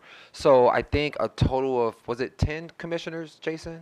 11 commissioners expressed interest in going to the conference. And so essentially, because the amount of money that we would have to spend to honor Executive Director Goodrick and the 11 commissioners to attend the meeting is over $10,000. That money requires approval from the full commission. So what we're asking for is $30,196, which comes out to $2,745 per person. So I'm going to make a motion that that we approve the $30,196 for 11 commissioners and Commissioner E.D. Goodrick to attend the NACOLE conference in Chicago in November. Do I have a second? Is there a second? Second. The question is on the adoption for the National Association for Civilian Oversight of Law Enforcement, also known as NACOLE, for a travel expense of $2,745 for 11 individuals, which will be the total of $30,196. Is there any question or debate at this time? Any question or debate at this time? Hence none, we're going to call for the vote. Sorry, I lost my sheet with the names. Commissioner Adams? Aye. Commissioner Benito? Aye. Commissioner Shura? Aye. Commissioner Garret-Ferguson? Aye. Chair Rodriguez? Aye. Chair Ridgeway? Aye. Chair Wang? Commissioner Wang? Aye. Commissioner Pete Van Leer? Aye. Commissioner Zayed? Aye. Commissioner Earley? Aye. Commissioner Donaldson? Aye. Motion carried with Commissioner Weaves? Aye. I'm sorry, I didn't have my paper. But the motion is carried with unanimous consent. The next item of business is the report of the Rules Committee given by Chair Wang, which has the following rules for considerations. Thank you so much. Before I get into the rules, I do want to reflect a little bit about a lot of the things that has been said more abstractly. Chair Ridgeway gave us a very impassioned and sincere speech repeating many times about collaboration. I do just want to point out that collaboration requires the actual physical, concrete inclusion. Commissioner Adams, you are out of order. The motion is on ensuring. I'm sorry. Commissioner Wang, you are out of order. We are trying to pass these rules forward. I'm explaining something about the rules. Am I not allowed to? Please pass these rules forward in order so we can go to public comment. Could you cite the Roberts rules that I'm out of order? Okay. So the question is on the adoption for the rules for consideration, 2.X I would like you to cite the subpoenas. section in Roberts Is rules. there a second at this time? You can't do, you're not the chair of. The question is on the adoption of 2.X subpoenas. Is there a second at this time for the item? Second. Is there any question or debate at this time? Commissioner Adams? Yes. I would like to propose, in addition to the proposed changes that were sent, in section 2.4.4, complaints related to past disciplinary actions, if we scroll down to the, excuse me? We're not on that yet. We're not. Can we do the subpoenas? Yeah, we're on subpoenas. And I do want to. Can we Chair Rodriguez, please focus on 2.X subpoenas so we can move the meeting forward and so we can have public comment? The question is on the adoption of 2.X subpoenas. Is there any question or debate at this time? You're not the chair of the committee. I'm willing. Is there to any serve. further question I or have a debate at this question. time? I have a 2.x comment. subpoenas. Chair, I have a comment that is germane to what Mr. Adams is saying. Would I be able to make that comment?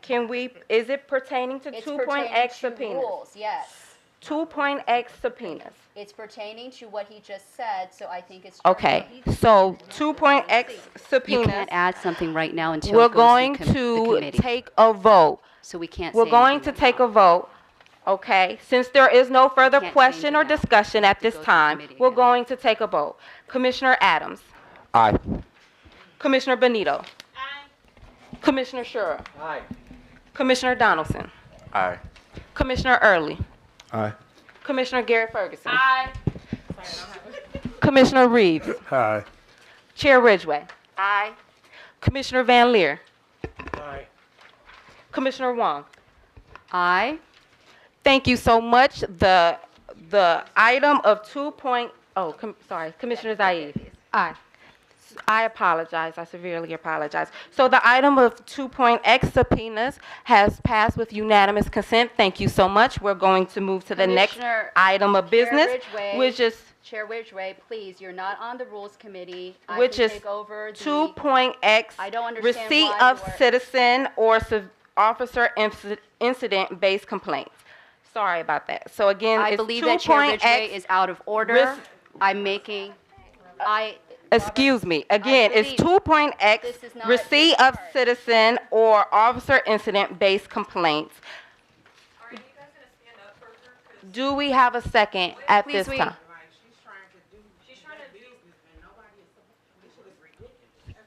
2.x You are receipt. taking, I believe that you are out of order unless you can cite a Robert's rules. Taking will be my 2.x responsibility to pass these rules. Excuse Please me. cite it. 2.x Otherwise, give me back the responsibility as the chair of 2.x the receipt chair of of the committee. citizen or officer incident-based complaints. Do we have a second at this time?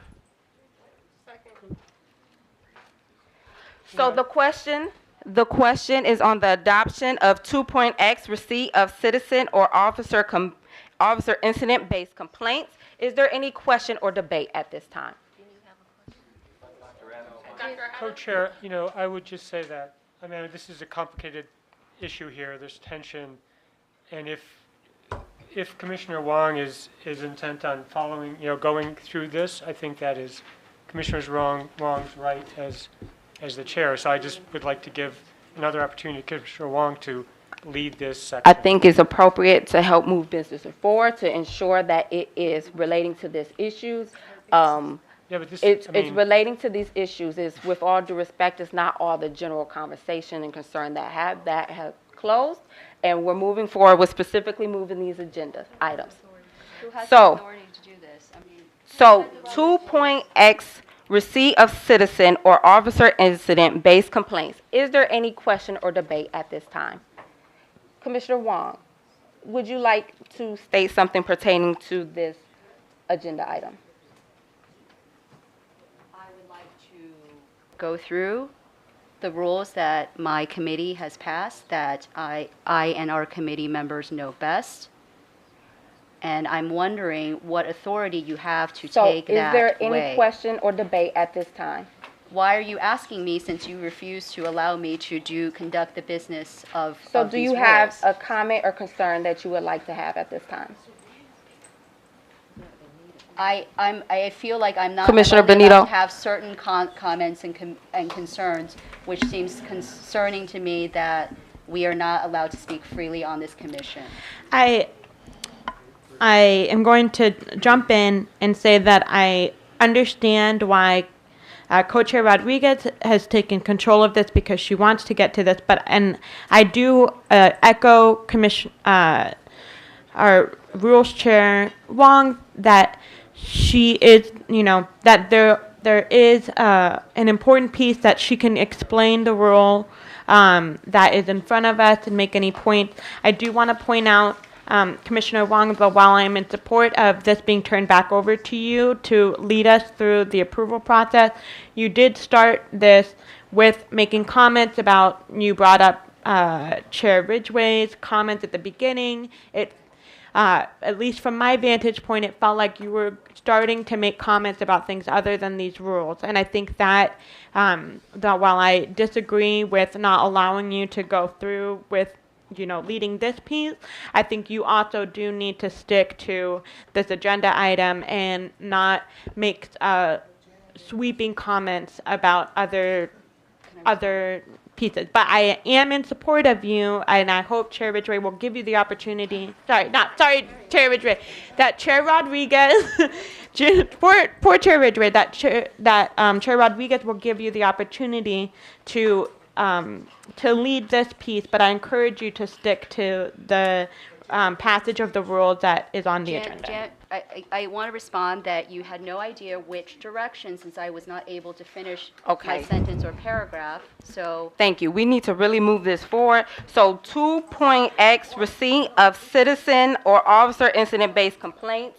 Is there a comment or? Why do I have the comment? I'm taking comments from them. You know, we passed this rule Is through our committee. So why are you pointing? It should be the rest of them. Is there a comment or debate that you would like to make at this time? We had these rules over 2 or 3 weeks. We really need to move this agenda item forward. Yes, I know that we had these rules over 2 or 3 weeks, and we have actively debated them in our committee. So I don't know why you're asking me to debate it further right now.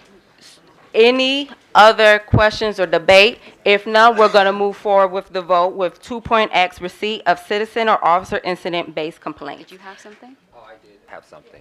I just wanted to, under 2.44, complaints related to past disciplinary actions, I just thought that in the section, in the second to last paragraph, starting 4 lines from the bottom, it says this is concerning officers who maybe might want to be kept anonymous. But it says this shall be done via a confidential conference with the executive director and the chair of the Police Investigations, Discipline, and Accountability Committee. And I just thought that I think that we should not have one commissioner only dealing with that, and I would just recommend that we send this back to the just one rule back to the Rules Committee and just add co-chairs. So that's just my suggestion, that we just add the co-chairs to that, and then they will have to go back and pass it. I mean, however we want to, you guys can discuss that in the meeting, but I just feel like it should not just be just the executive director and the chair of that committee. Okay, is there any further question or debate at this time? I think the concern there is that not just like too many cooks in the kitchen, but it is the job of the accountability committee to do that. It will be brought again to the full commission. We sent out these rules just like we would, and I've been very transparent that everything is shared. So I'm trying to understand.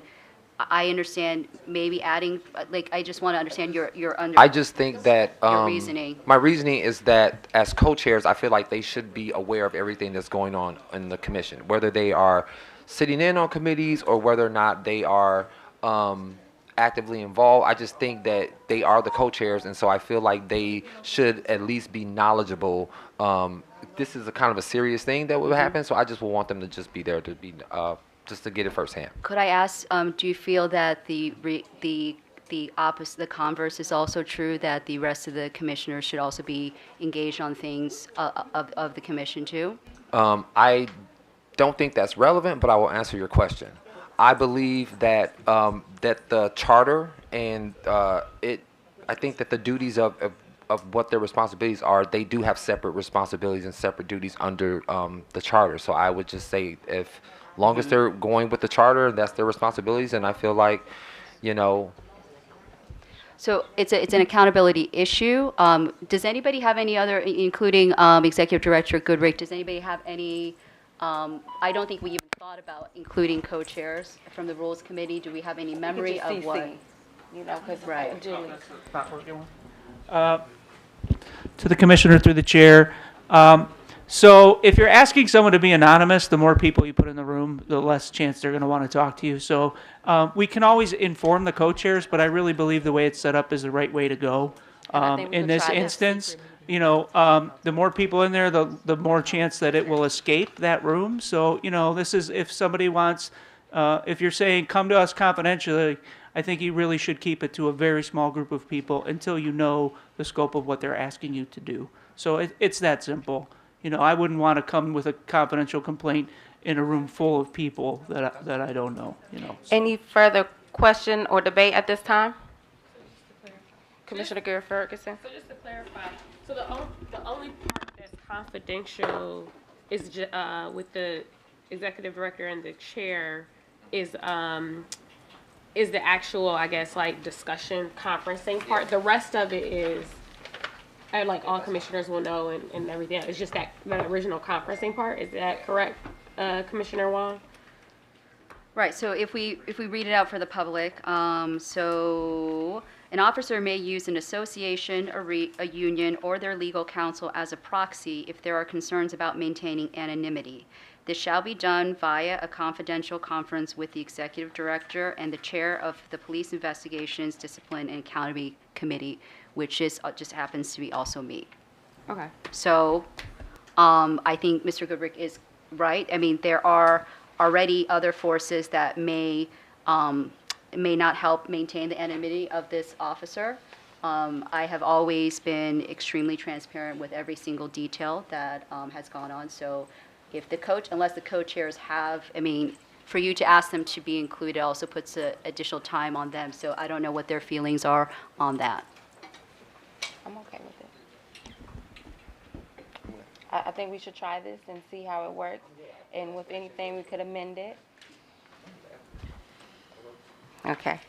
Sounds good. So if there's any further question or debate, Commissioner Chair? I just got a comment on Commission with the whistleblower portion. I think it's the second last paragraph in 2.4. And sometimes it's not formal discipline brought against a whistleblower, but you might be transferred out of a unit because you took some action. So that's really not considered discipline, but it really is. It's a way to get back at a person. So I think maybe we should look at that a little bit different, maybe put some wording in there about that, however we might want to come about it. Okay, so thank you. So it does seem like that there are some concerns. I do want to again remind you, I know it's been a trying few weeks for everybody emotionally, but this was sent out nearly probably 3 weeks ago. Any feedback could have been given before this meeting. So I know, and you guys are on summer vacations and things like that, but I would really appreciate not litigating this issue in the committee. If you feel that this needs to be fleshed out more, that would be fine with us. So then somebody will have to make just a motion to return that to committee. So we're going to have you as the last comment. I just have a clarifying question for Commissioner Chura. You're talking, I mean, it says in that sentence about if an officer is facing retaliation, but and it really, I mean, what you're saying is that the transfer would, in a sense, be retaliation. So I'm wondering, to make sure that that language of retaliation doesn't meet what you think needs to be there. It's really just a question to see if that, to make sure I'm understanding you. Might cover it then. It would be retaliation. Yeah.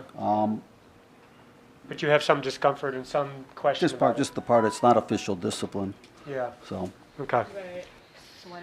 So should we take a vote or send it back? Send it back.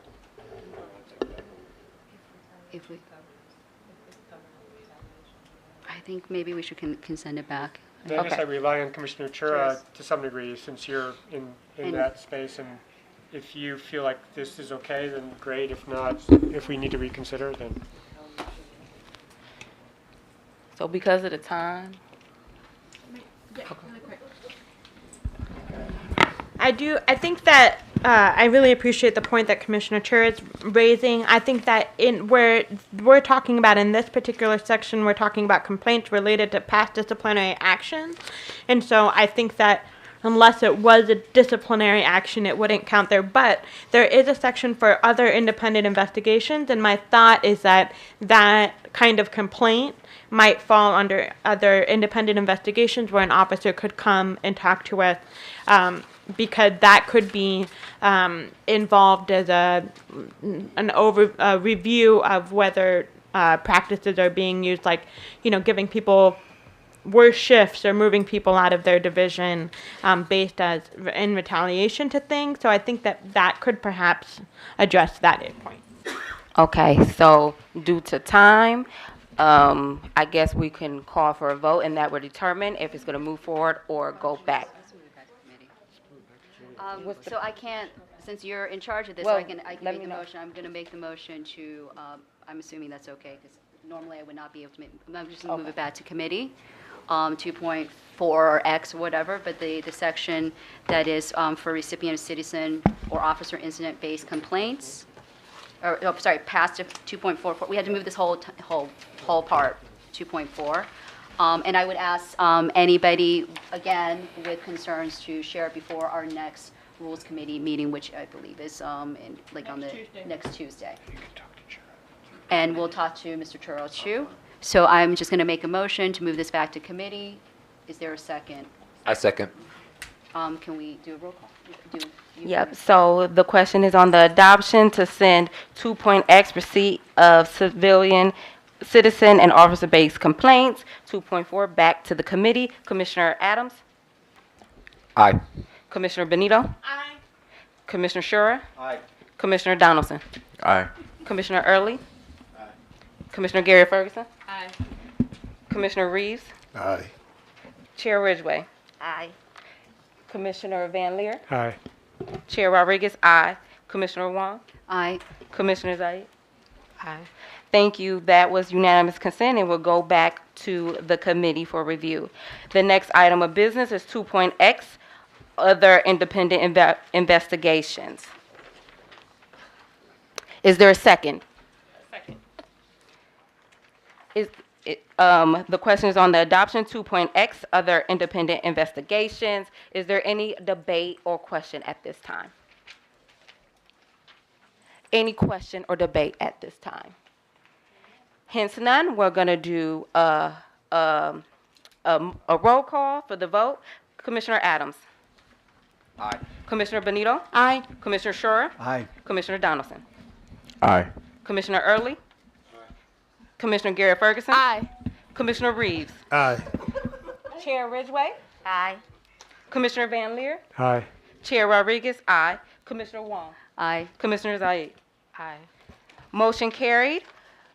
2.X, other independent investigation will proceed in our manual. Thank you so much. I know there was a bit of confusion. The next item of business is public comment.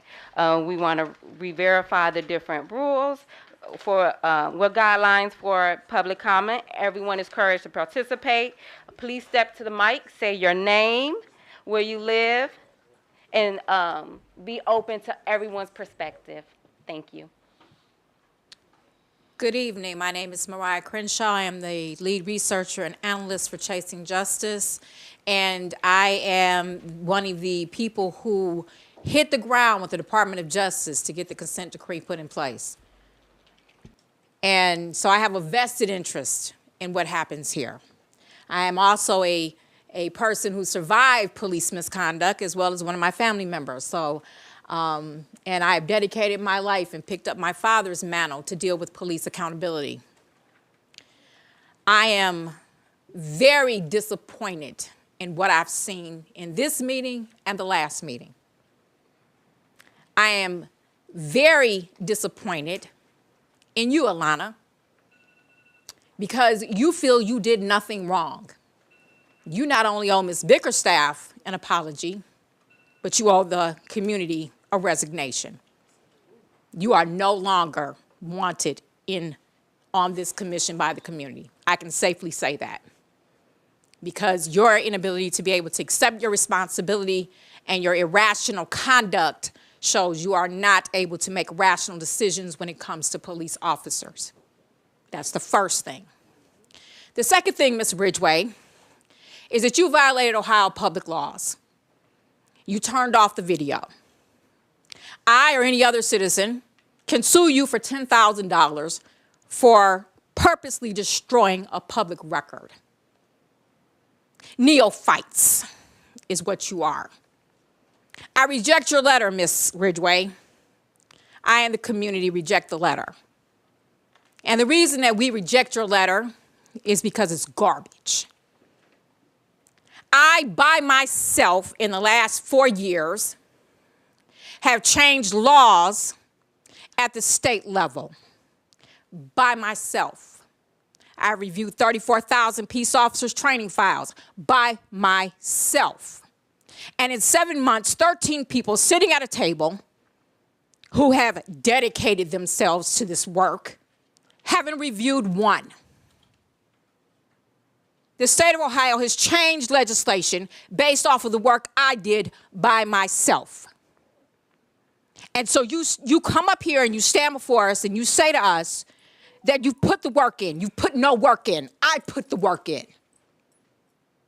It's evidenced because laws have been changed and accountability is happening. 18 police officers in East Cleveland indicted because of my work. That's how you measure your success. But when you could stand up here and tell us how many officers you had held accountable. You two ladies are rude. You stopped this commissioner from speaking. She has every right to speak. And we wanted to hear what she had to say. And how dare you cut her off and think it's okay? And I'll be asking for that note that you pass between each other because it's public record, ladies. I want to know what you're saying.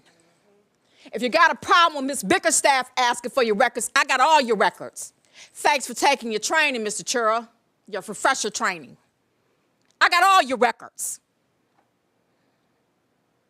I am disappointed and I am angry that you are sitting here wasting time, and you are sadly mistaken because you are in the pockets of every single family. You are in the taxpayer dollar pockets because we're paying you. And if you don't think you're going to be held accountable to us, you are sadly mistaken. You are absolutely sadly mistaken. Now, I've kept my mouth closed for the past 7 months. And the reason I kept my mouth closed because I wanted to see what you were going to do. But what you did in the last meeting, unacceptable behavior. Unacceptable. And for you to think that you can walk up on a citizen who hit the ground, got the signature so you can sit in that seat, is something wrong with you. This is not acceptable. And the next time I come to a meeting and you cut her off, I'm going to cut you off. Because she has every right to speak. And it seemed like she's the only one that got some sense up here because she asking all the right questions. I love Jason, but you are wrong, emphatically wrong. It is a clear conflict of interest for the City of Cleveland Law Department to have anything to do with this independent commission. Because the same people that are going to be defending the police officers in court are going to be coming here and telling you what you can and cannot do. It's a clear conflict of interest. That's not rocket science. You all knew you had a duty to get some money out 7 months ago, and now you tell the community they have 2 weeks to get it in, to get grant money, and if it's not in, it goes back to the general fund? Is this a joke? I am outraged, and most people who know me, Kyle, you know I never raised my voice. Am I wrong? I never raise my voice unless I'm preaching. So let me throw a little bit of preaching out to you right now. You have entered into the labors of others. You did not do this. We did this. This is our work. And when you say you came in here committed to do the job, do the job. And you are not going to keep silencing this woman right here. You're not. And that smirk on your face is disrespectful. Because ain't nothing you can do about what I'm saying. Nothing. I don't know what makes you people think coming into this meeting 20 minutes late, 10 minutes late, playing on your phones, stopping this woman from speaking because she seems to only be the one at the table that got any sense in her head. How dare you? You will not insult this community again. Because, see, I applied to be on here only because certain people asked me to. But I prefer to be on this side because I like holding people accountable. And if you think that I'm not coming back and hold you accountable again, you're sadly mistaken. I will be contacting the judge again because you three need to be removed. As black women, it is problematic that you are sitting here with this smug attitude. You weren't even on the agenda to read that stinking letter you provided, and then have the audacity to sit back here and tell the district representative, I can say that. No, you cannot. If she can't speak, you can't speak. Nobody else is going to come at you the way I'm going to come at you. I don't play nice. I don't play well with others. It's well known. But guess what? I get the work done. And when you all start showing me the same type of results that I got by myself, then you'll get some respect. But at this point, you get none, except her. Except her. This one right here. You have all my respect. You are not going to continue to disrespect her. When she opens her mouth to speak, she speaks. Because we want to hear what she has to say.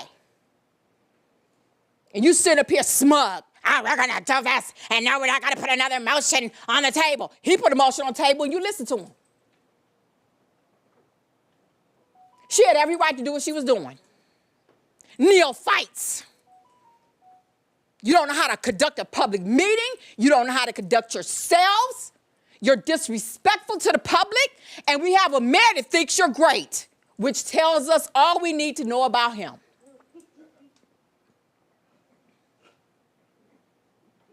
And don't get me wrong, because I was the first one to interview him and got him out there and had high hopes for him, but he's the worst. He's as bad as Frank. I said it, it's on record, public, he's worse. And he chose you, and he knew when he chose you, you weren't going to be able to do the job. He knew that. He didn't choose you for your skills. Can anybody just tell me what cease function is? You know what it is. If you don't know what it is, that's a problem. It is enough. You have wasted enough taxpayer time. You have wasted enough taxpayer money. We want to see results. It's just that simple. She's right. You don't want to listen to her? She's right. You're carrying out what the mayor wanted you to do when you don't listen to her. You are making this commission fail when you don't listen to her because she knows what she's talking about. That's the reason he didn't want me on the commission. And I'm fine with that.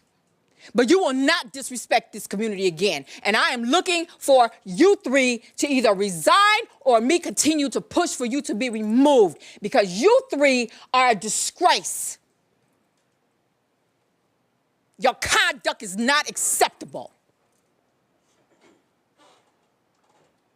And I will not accept your disrespect. So make sure you don't tear that little note up because I want it. I want that note. I want that note. You can hand it to me before I leave if you want to. Public records request can be done verbally.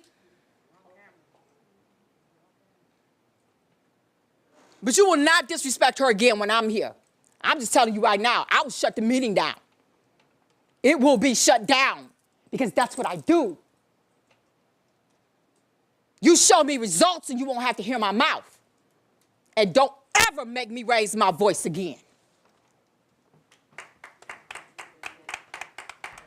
Would the next person like to step to the mic? Thank you. Glad to see we have your undivided attention. I see you all have decided to follow in the footsteps of the city by sweeping misconduct under the rug. My name is LaTanya Goldsby. I'm the president and co-founder of Black Lives Matter Cleveland, board member of Citizens for a Safer Cleveland. I'm here today as one of 96 family members impacted by police violence. On June 30th, Citizens for a Safer Cleveland, along with Black Lives Matter Cleveland, as well as Mariah Crenshaw from Chasing Justice LLC, held a press conference to call for the resignation and removal of Cleveland Commissioner Alana Garret-Ferguson due to her lack of self-control and unprofessional conduct. We wrote and submitted letters to the federal judge, the monitoring team, the mayor's administration, as well as all 13 members of this commission, and you all have yet to respond. It's been 2 weeks. You all have yet to respond. The mayor's administration is y'all. We, the community, believe that she cannot make rational, sound, impartial, and vital decisions for her to continue with public trust and confidence.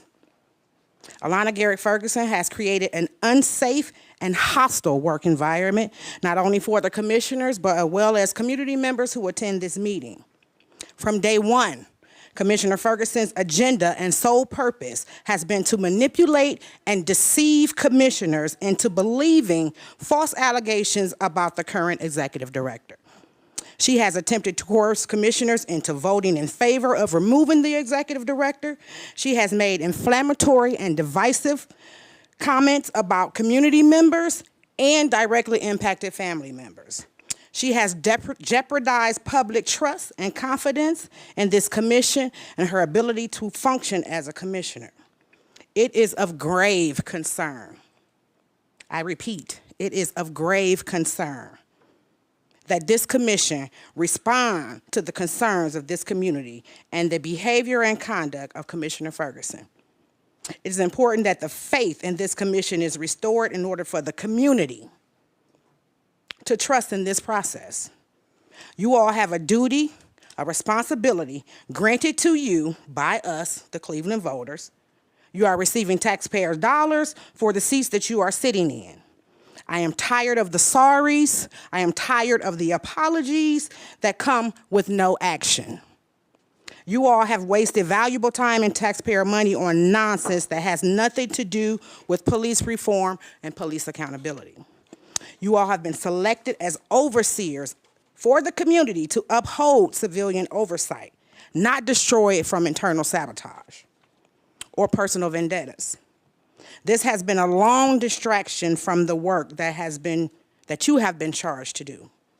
What just cause do you have to not want Jason as the executive director? After you have heard from multiple community members, multiple family members who have come here and pleaded on behalf of Jason, because we know that he knows how to do the work and can lead you all down the right path. I support my sister in the struggle. We have been in this struggle fighting for police accountability for decades. It's not just 4 families, there's 96 families. We represent the community of Cleveland. We continue to show up because we've been showing up since 2015, and we're gonna keep showing up. Because when y'all gone, we gonna still be here. We the community, we gonna still be here. When your position ends, when your 4 years is up, your 2 years is up, we're still going to be coming to this room, engaging in this conversation, in this process. So I hope you all heed to what we have asked and requested for this commission to use the powers granted to them in Charter Section 115 and remove Alana Garret-Ferguson from this commission so you all can get on with the work. 7 months is too long. Then you want us to push our boots and feet to respond to your lackadaisicalness and getting things on the table for us to apply for grants. It don't work like that. Give us the opportunity to be able to engage properly.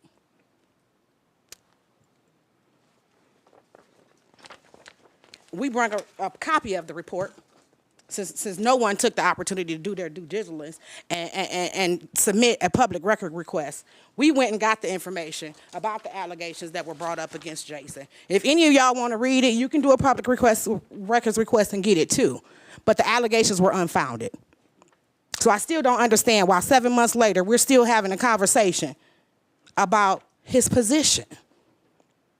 I agree with you. It is very unfair for someone to be coming to a job 7 months not knowing whether or not they're going to be able to feed their family. It's called job security. Your job secured, right? You getting a taxpayer paycheck. Approve his position. The community wants him to be here.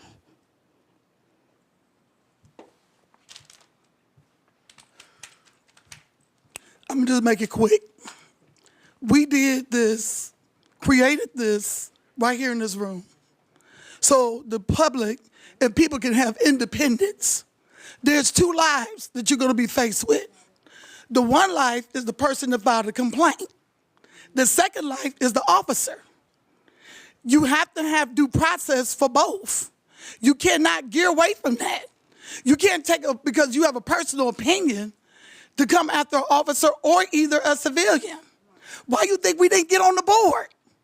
We didn't get on there so it won't be no impropriety. We tried to be fair, and this is the thanks we get. My brother been there 21 years. 21. That year, I want you to look up in 2002. 6 people died by the hands of the police. I'm getting full right now because I'm pissed at all of y'all.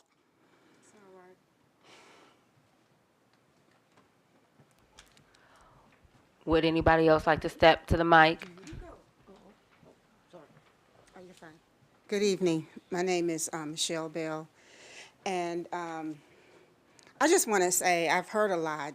This has been, I guess the best word to say is interesting, but I do want to speak to Commissioner Ferguson.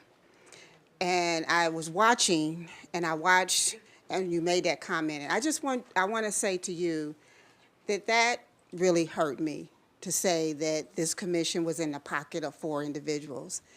Or 4 families, excuse me, I don't want to misquote you, because too many lives have been lost, and whether it was by the hands of police or by someone else in gun violence.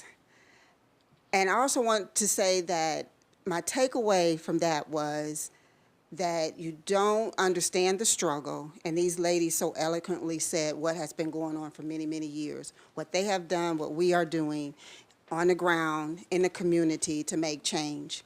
That's what that said to me.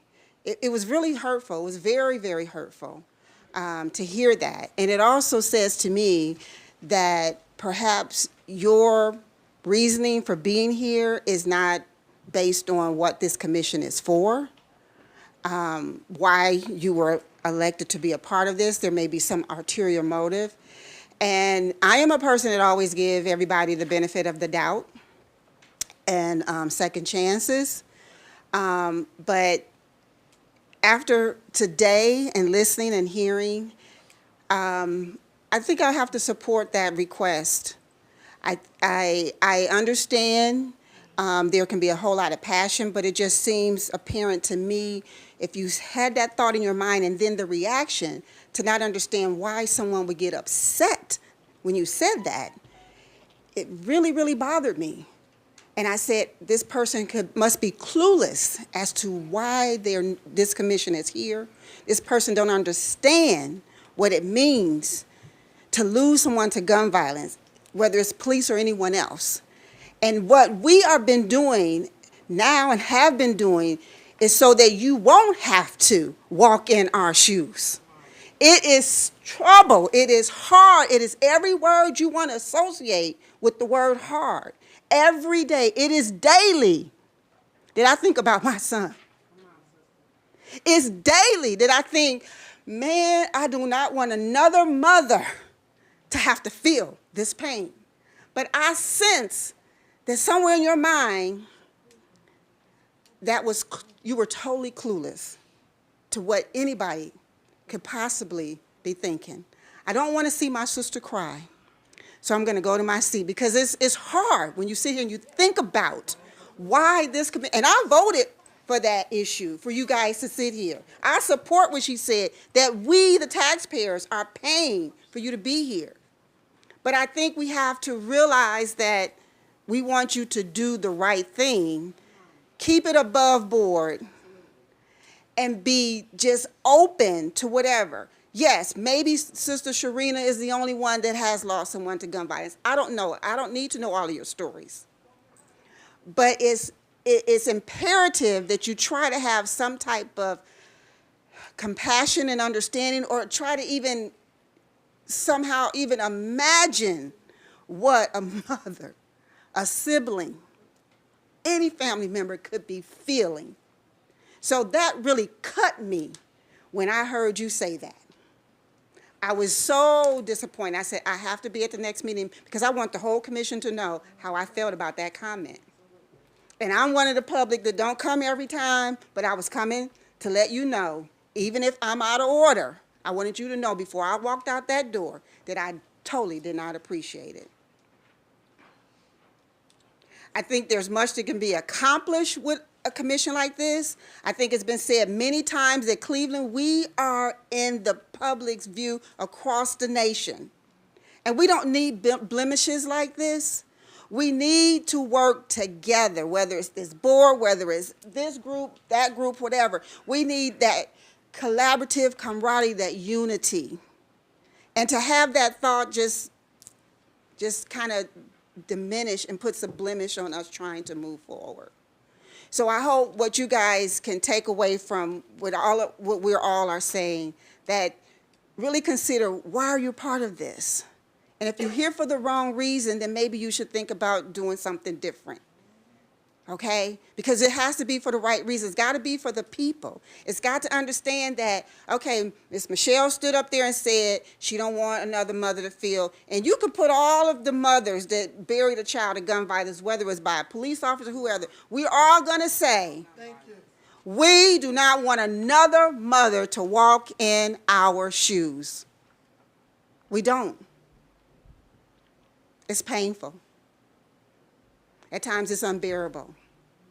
My son's life was taken February 10th, 2019. And some days that day happens all over for me.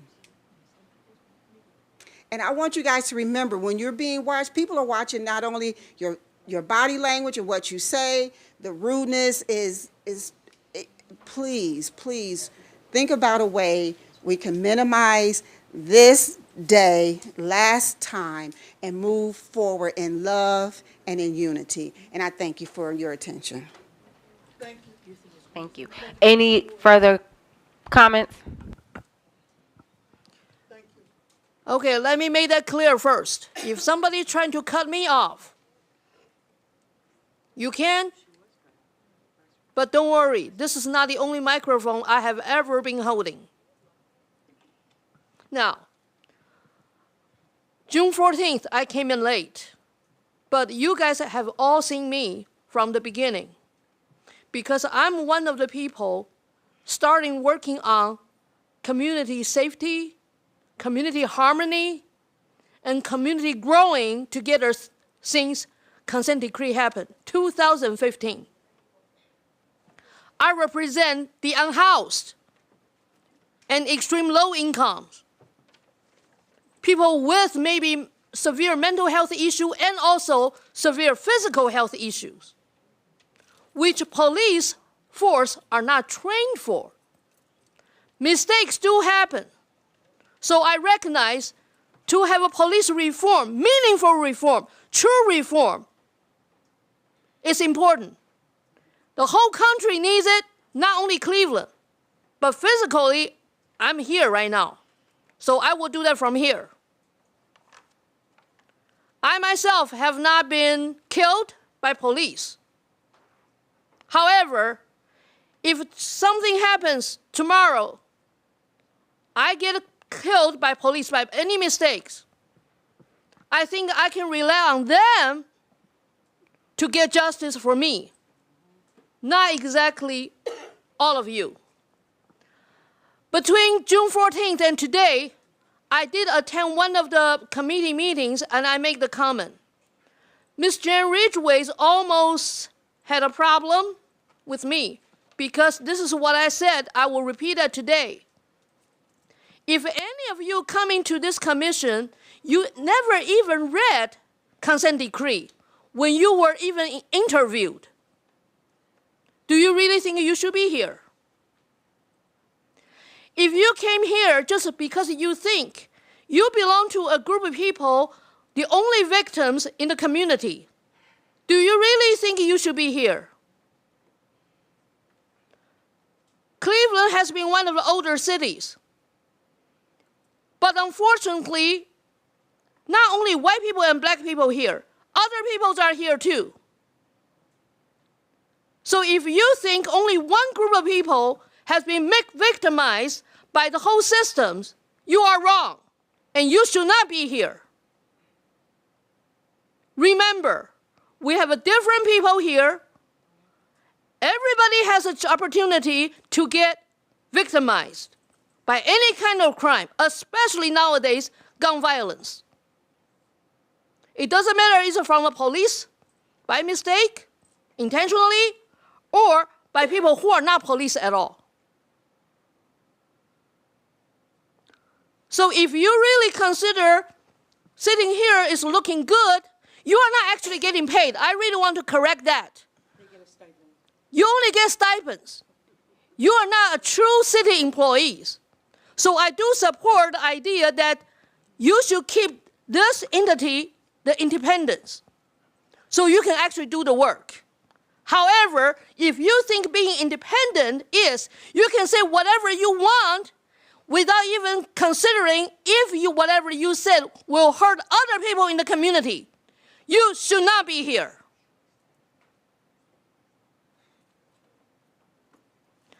Among you 13 people, if you cannot even let one another talk freely, what should we expect out of you? We have a commissioner from the beginning. Keep proposing amendments on something even not established. People watch this on the live stream. So if you don't even understand how government system works, you should not be here. Yes, other people say, oh, Lou, you are too harsh. You should let them learn. The problem is we are all racing with the time. We have been behind decades and centuries. People have been killed for the wrong reason. So unfortunately, let me break the news to you. The time you can afford to learn, I'm sorry, you have to go through a crash course.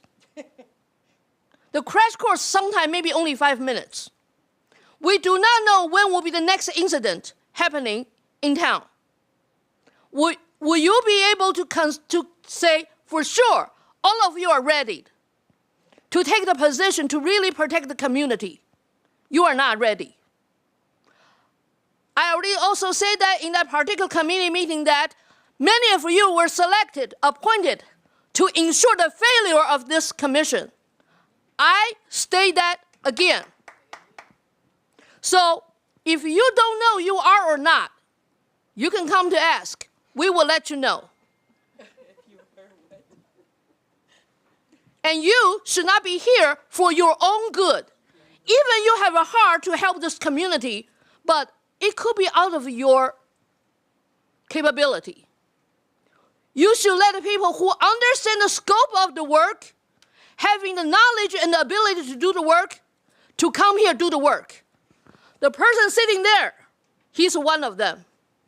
Unfortunately, I have to say one thing, even you consider me as a public enemy, go ahead. Lots of people coming here, they do have the mentality that we will not let any white people tell us what to do. I'm sorry. Death does not have any discrimination on your complexion. If you are killed, you are killed. All your loved ones surviving in this world suffers forever. So please, if you actually coming here just for your own ideologies, please don't take this position. You already have a good job. You are already in your field as a good person to contribute to the society. Let somebody else do this work. Thank you. So I'm going to have to put a motion on the floor to extend it for 15 minutes so that we can allow ample amount of time for public comment. Can I please have a motion? I motion to extend the meeting 15 minutes for public comment. Can I have a second? I second. So the question is the adoption to have additional 15 minutes to allow for public comment. Any question or debate? Hence none. We're gonna call for a vote. Commissioner Adams? Aye. Commissioner Benito? Aye. Commissioner Schura? Aye. Commissioner Donaldson? Aye. Commissioner Earley? Aye. Commissioner Garret-Ferguson? Aye. Commissioner Reeves? Aye. Chair Ridgeway? Aye. Commissioner Van Leer? Aye. Chair Rodriguez? Aye. Commissioner Wang? Aye. Commissioner Zayed? Aye. Motion passed. Rosie, you can step to the mic. I'm sorry. Some people yell and scream when they get upset. I cry. As you can see, so my name's Rosie Palfy. I'm not a Cleveland resident, but I was a member of the City of Cleveland Mental Health Response Advisory Committee for 7.5 years until this year when the city took it over. I have previously experienced homelessness, and I'm a disabled veteran, and that's why I was on that committee. And for 7 years, I advocated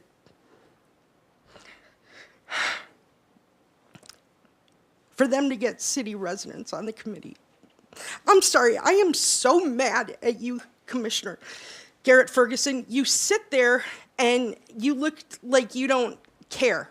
You're, like you're bored. Let me tell you something. Let me tell you what you did, okay? I liked the staff that used to work here. I miss them. They have great staff. You can't even look at me. So let me tell you what you did. I'm a disabled veteran, okay? I was raped when I was serving in the Marines, and I have post-traumatic stress. And let me tell you what you did. You brought up that investigation again that triggered me 5 years ago when it came up.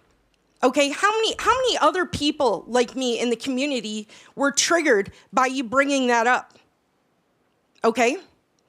The families aren't the only people who support the staff. I have made numerous public comments supporting the staff, supporting Jason. And let me tell you something. I cannot count how many times Jason has talked me out of quitting advocacy for the last 7 years, okay? And I have made a lot of difference. I'm very upset that the two co-chairs, and the problem is, you all need to realize that this is a reflection on all of you, okay? You're acting like what happened on the 14th didn't happen. So there's no proposed rules to address things like decorum, security, public comment, period, okay? And then we have the fact that a vote was taken 4 weeks ago, 7-5, to choose Jason to be your executive director, and no press release, just because a minority didn't get their way, they're gonna pretend like it didn't happen.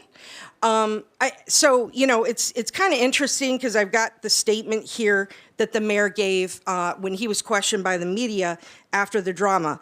And this is what it says. He has faith in the commissioners and confidence that the new commission will be effective at carrying out the work outlined in Charter Section 115. So my question is, if he has confidence, then why doesn't he have confidence in your selection of an executive director? Now, this bickering about a lawyer, I was here for that, was it a 5.5-hour meeting, your first meeting, orientation? I can't remember which legal lawyer was here explaining that. I don't know if it was the law director or if it was Delonte Spencer Thomas, but somebody stood up here and explained to you the whole concept of what would happen with a city attorney, when you could hire one. So I really don't understand. I mean, I understand the questions, but do you really think that Jason is gonna not go to bat for you? So I gotta tell you that all of you look bad. The fact that 2 people made a public comment, a letter to the community. It looks like the commission's divided because only 2 people wrote that, okay? Did everybody else see it before? I mean, that's the problem. Okay, you two have great leadership qualities. Don't get me wrong, okay? I'm impressed with both of you, but you don't understand you're a 13-member body, okay? It's not just 2 people. And so people are watching you, and it looks like I have to watch the news to find out what you guys are gonna do or might do. It's not right. There should have been a press release that went out about a number of things. And I wanna know why Jason's still in limbo. And so I made this shirt, Team Jason. Unfortunately, I couldn't fit the rest of the staff's name on it, but I will continue to wear it to your meetings until the mayor appoints Jason Goodrick to be your permanent executive director. The bottom line is, nearly 60% of the community voted for issue 24, okay? They wanted to make the police commission permanent. And that would not have happened without his leadership and the hard work of his staff. So, thank you. Is there anybody else that would like to step to the mic? My question was, I wanted to know, where can I find the minutes from these meetings? I've tried to locate and I can't. As soon as we can get them up, we put them up, but if there's one specific one you're looking for. All of them. Thank you. Is there anybody else that would like to step to the mic?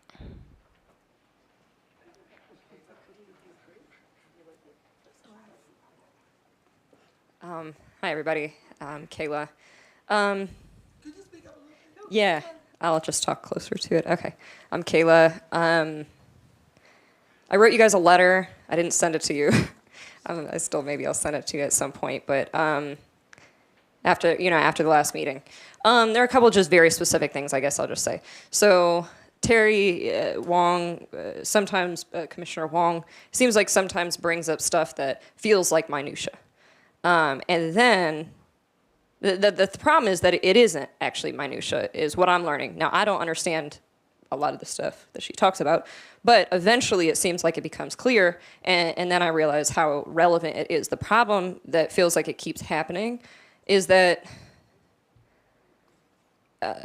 you guys, I feel like you get frustrated or worried that people are getting bored or something, or like that minutia isn't important, and instead of actually considering it or just kind of putting to the side the appearance of like how it might be looking, or that this might not be a super interesting meeting, or we might be talking too much about one thing, it just, you go straight to that and cut it off. And it seems like we should let that happen, that we should get into that minutia.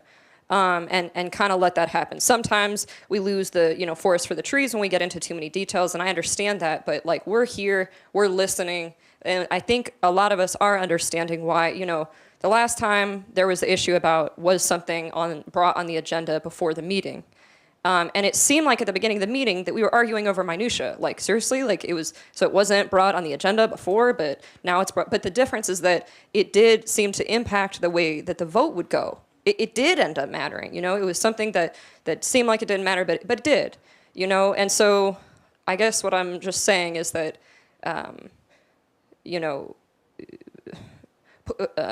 it feels like you all want to be impressive. And like, so instead of that, which I know, we all want to put our best foot forward. Like I'm up at a mic right now and I don't know who's watching, and that makes me anxious, and I trip over my words, and like you want to come off the best way, but like, try to get into that minutia, I think, and like I don't know, a lot of the people here very well, but it seems like we're all trying to pay really close attention and understand why these things might actually be important. So, and then the other thing is that when people start to get on each other in these meetings, you guys don't stand up for each other. It's really speaks to all of you, every single one of the quiet ones too. The quiet ones too, the people who seem very well-intentioned too. Like, I had to yell out I'm out of order. I shouldn't be yelling as a public, person who's just here and say, is nobody going to stand up for Commissioner Wang? In that moment when the chair was from, as far as I could tell, completely out of order, and totally overbearing in your power and authority that you didn't have. None of you said anything. I mean, eventually you did, and so. But because I'm worried that you're worried about coming off as unpopular. And we're all worried about being unpopular a little bit. But, you gotta, be brave, basically, I guess. And I don't know. And also, it's just so apparent that you have absolutely no trust in each other. And that, I think, I just will speak to that very briefly. It takes a lot for me as a person to believe that people are acting nefariously. I think that a lot of the people who come to this, of all of our different experience and sort of role in this, what oftentimes it seems like it comes down to is that, we have a difference in an understanding of strategy, how we want to approach something. But what ends up happening, from what I'm watching, is that it's you take your difference in opinion of strategy, and then you extract deeper meaning from it, that the person is acting nefariously. Now, I've heard a lot of stuff since I've started to be involved in this about who's listening to who and who has too much influence and what. And I don't know what to say about any of that because I am relatively new to this and I'm listening to it, but I don't know. So I feel like the point is that you have to figure out a way to try to give each other the benefit of the doubt a little bit, a little bit about each other's intentions and try to just talk about that strategy. And figure out why, in what ways you differ in that respect. And then I guess last thing I'll just say is that last meeting, it made me really sad. It made me really sad. But I haven't lost hope, I'm still here and I still believe in what you guys are doing. I'll wrap this up in a second. In just 1 second. But it did seem like there's a way that, right, so Commissioner Wang gets into the minutia of stuff and some people seem to get annoyed by that. But then there's this other side, the other end of that spectrum, which would be, Commissioner Ridgeway. I don't know, if I'm being honest, I don't know what you just said in that speech. And I feel like it was a lot of words. And it's good sentiment. And it's good sentiment, and I do appreciate it. But I also watched you say, let's take a vote on this, and we'll, the last meeting, let's take a vote on this, and we'll trust whatever the outcome is, up or down, we'll go with it. I listened to that whole interaction, and then you guys voted, and then you contested the result, and it just, I don't know, it's so I guess what I'm saying is that on the other end of that spectrum is too much broadness and not enough depth, and then sticking to your word on that. Sit in your grace, when in a moment like that, it didn't go the way that you wanted, but it is the way that it went. And so, okay, I've gone on for a little while here, but that was pretty much the idea. So I don't know if you guys, I don't know if it's a retreat that you guys could do together, something. Please. Okay, maybe not, but something, I guess I'm just saying something where you could try to develop again that sense of that you have goodwill, that you're coming to this with good intentions. And that's what I got. Okay, thanks. So Lou will be the last comment. Oh, sorry, come on. Let me just say a little bit of words right quick. Thank you. Good afternoon, everyone.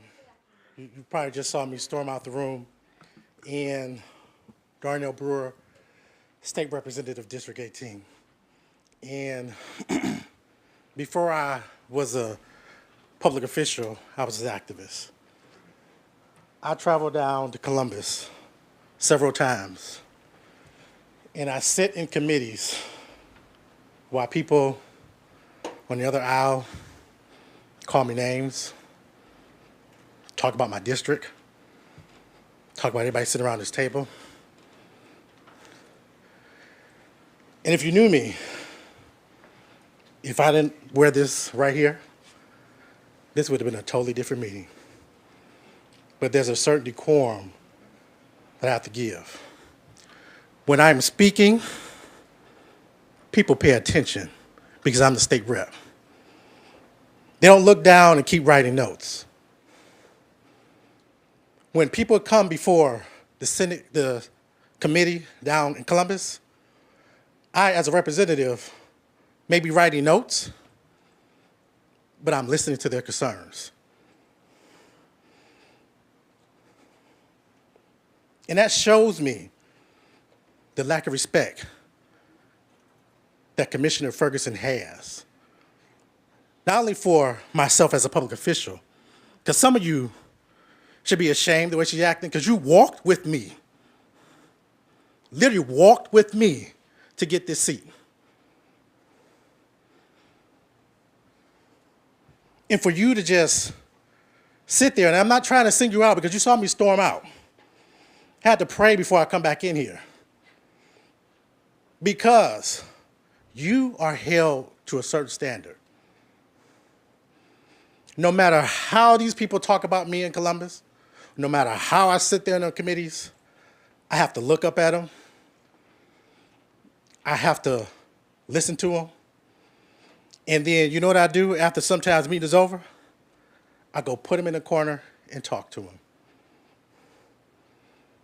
This is why this community now sits right here now, is asking for your resignation. I would never ask for no one's resignation because I'm a public official. They see me do something wrong, they may ask for mine.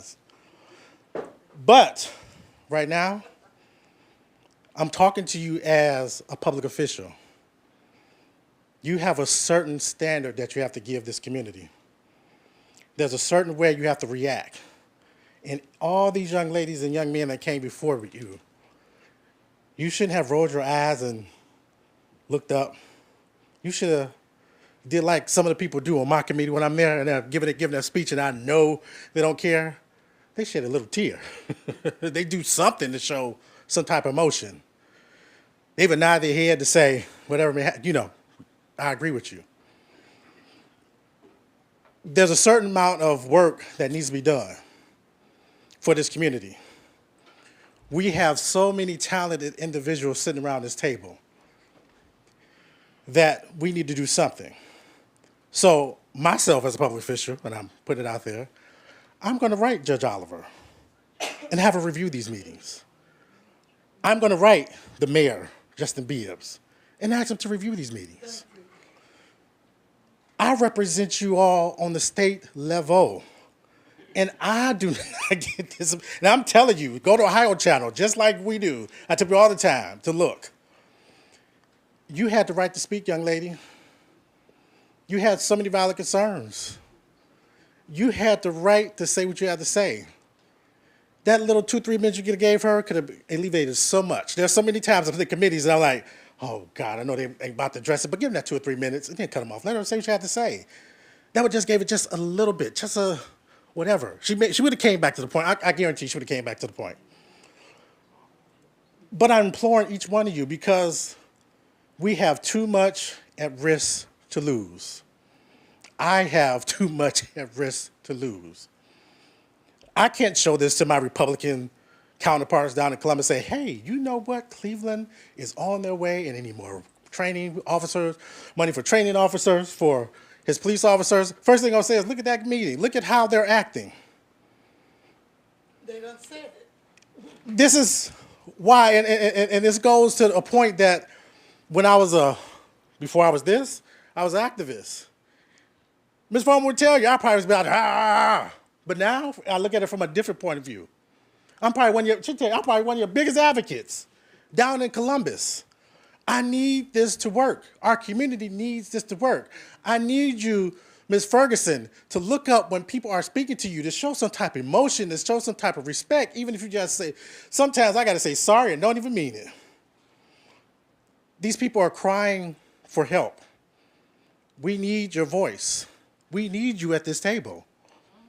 We need you to do what needs to be done. We need you to shine. So once again, I'm just asking everyone, because I know many of you personally shook your hands, like you walk with me, help me get the seat. I appreciate it, but I do need everyone to just take a step back, do a little deep dive, and find a way to make this work. You got to make this work. No matter what odds are against you, you have to make this work. I do it all the time.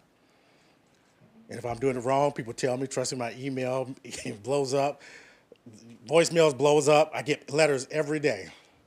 You will be surprised at how many people look at the Ohio channel and notice what tie I had on, how I was crooked, or what I said, or what I didn't say. So I guarantee you how many people are looking at this station right now, or are going to be viewing it. We have a problem, and we need your help in solving it. Again, my name is Darnell Brewer, State Representative, District 18. I just so happen to be the State Rep for District 18. Thank you. Okay, so Lou, you'll be the final comment for tonight. Oh, thank you. So tonight I won't be cut, huh? Okay, same thing. All of you probably are very good at what you do in your field, but that doesn't mean you can go across to do something you have no idea of. Obviously, you guys do not know you have been played by the bigger politics.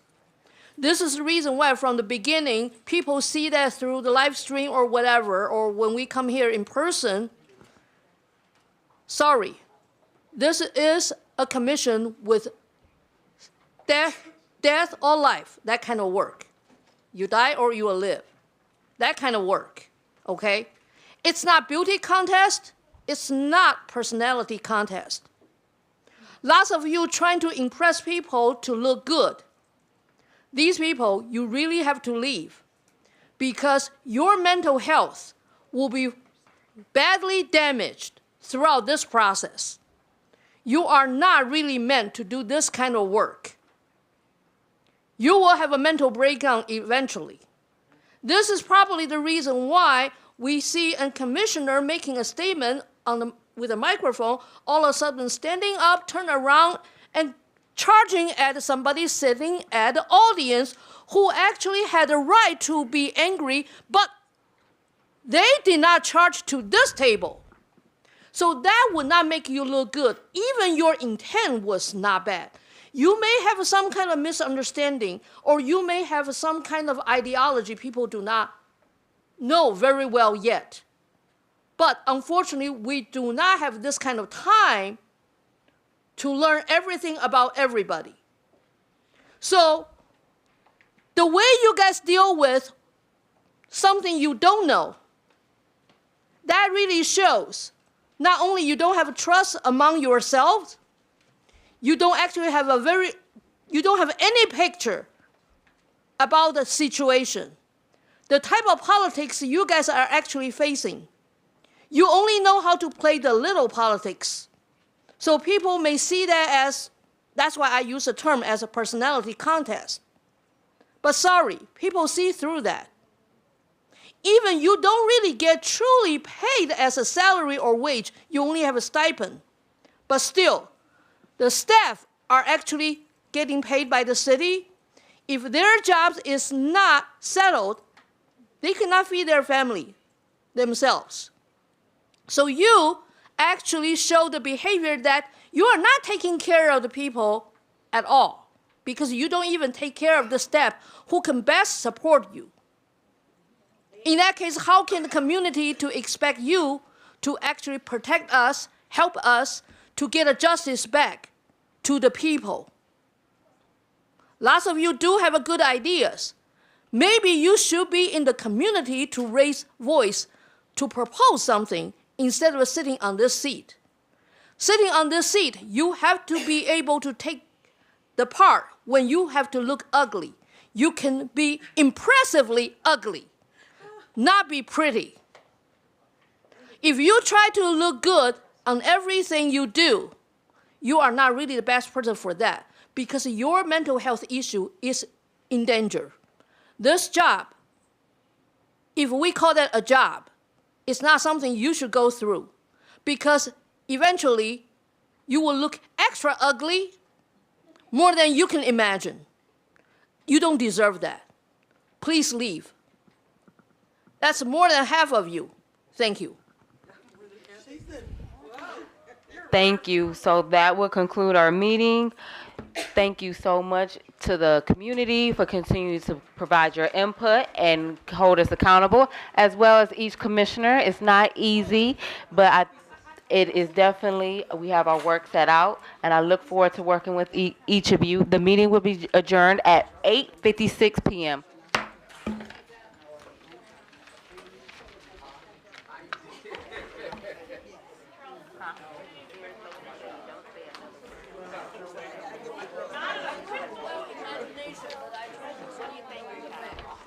I know you're like deep in thought.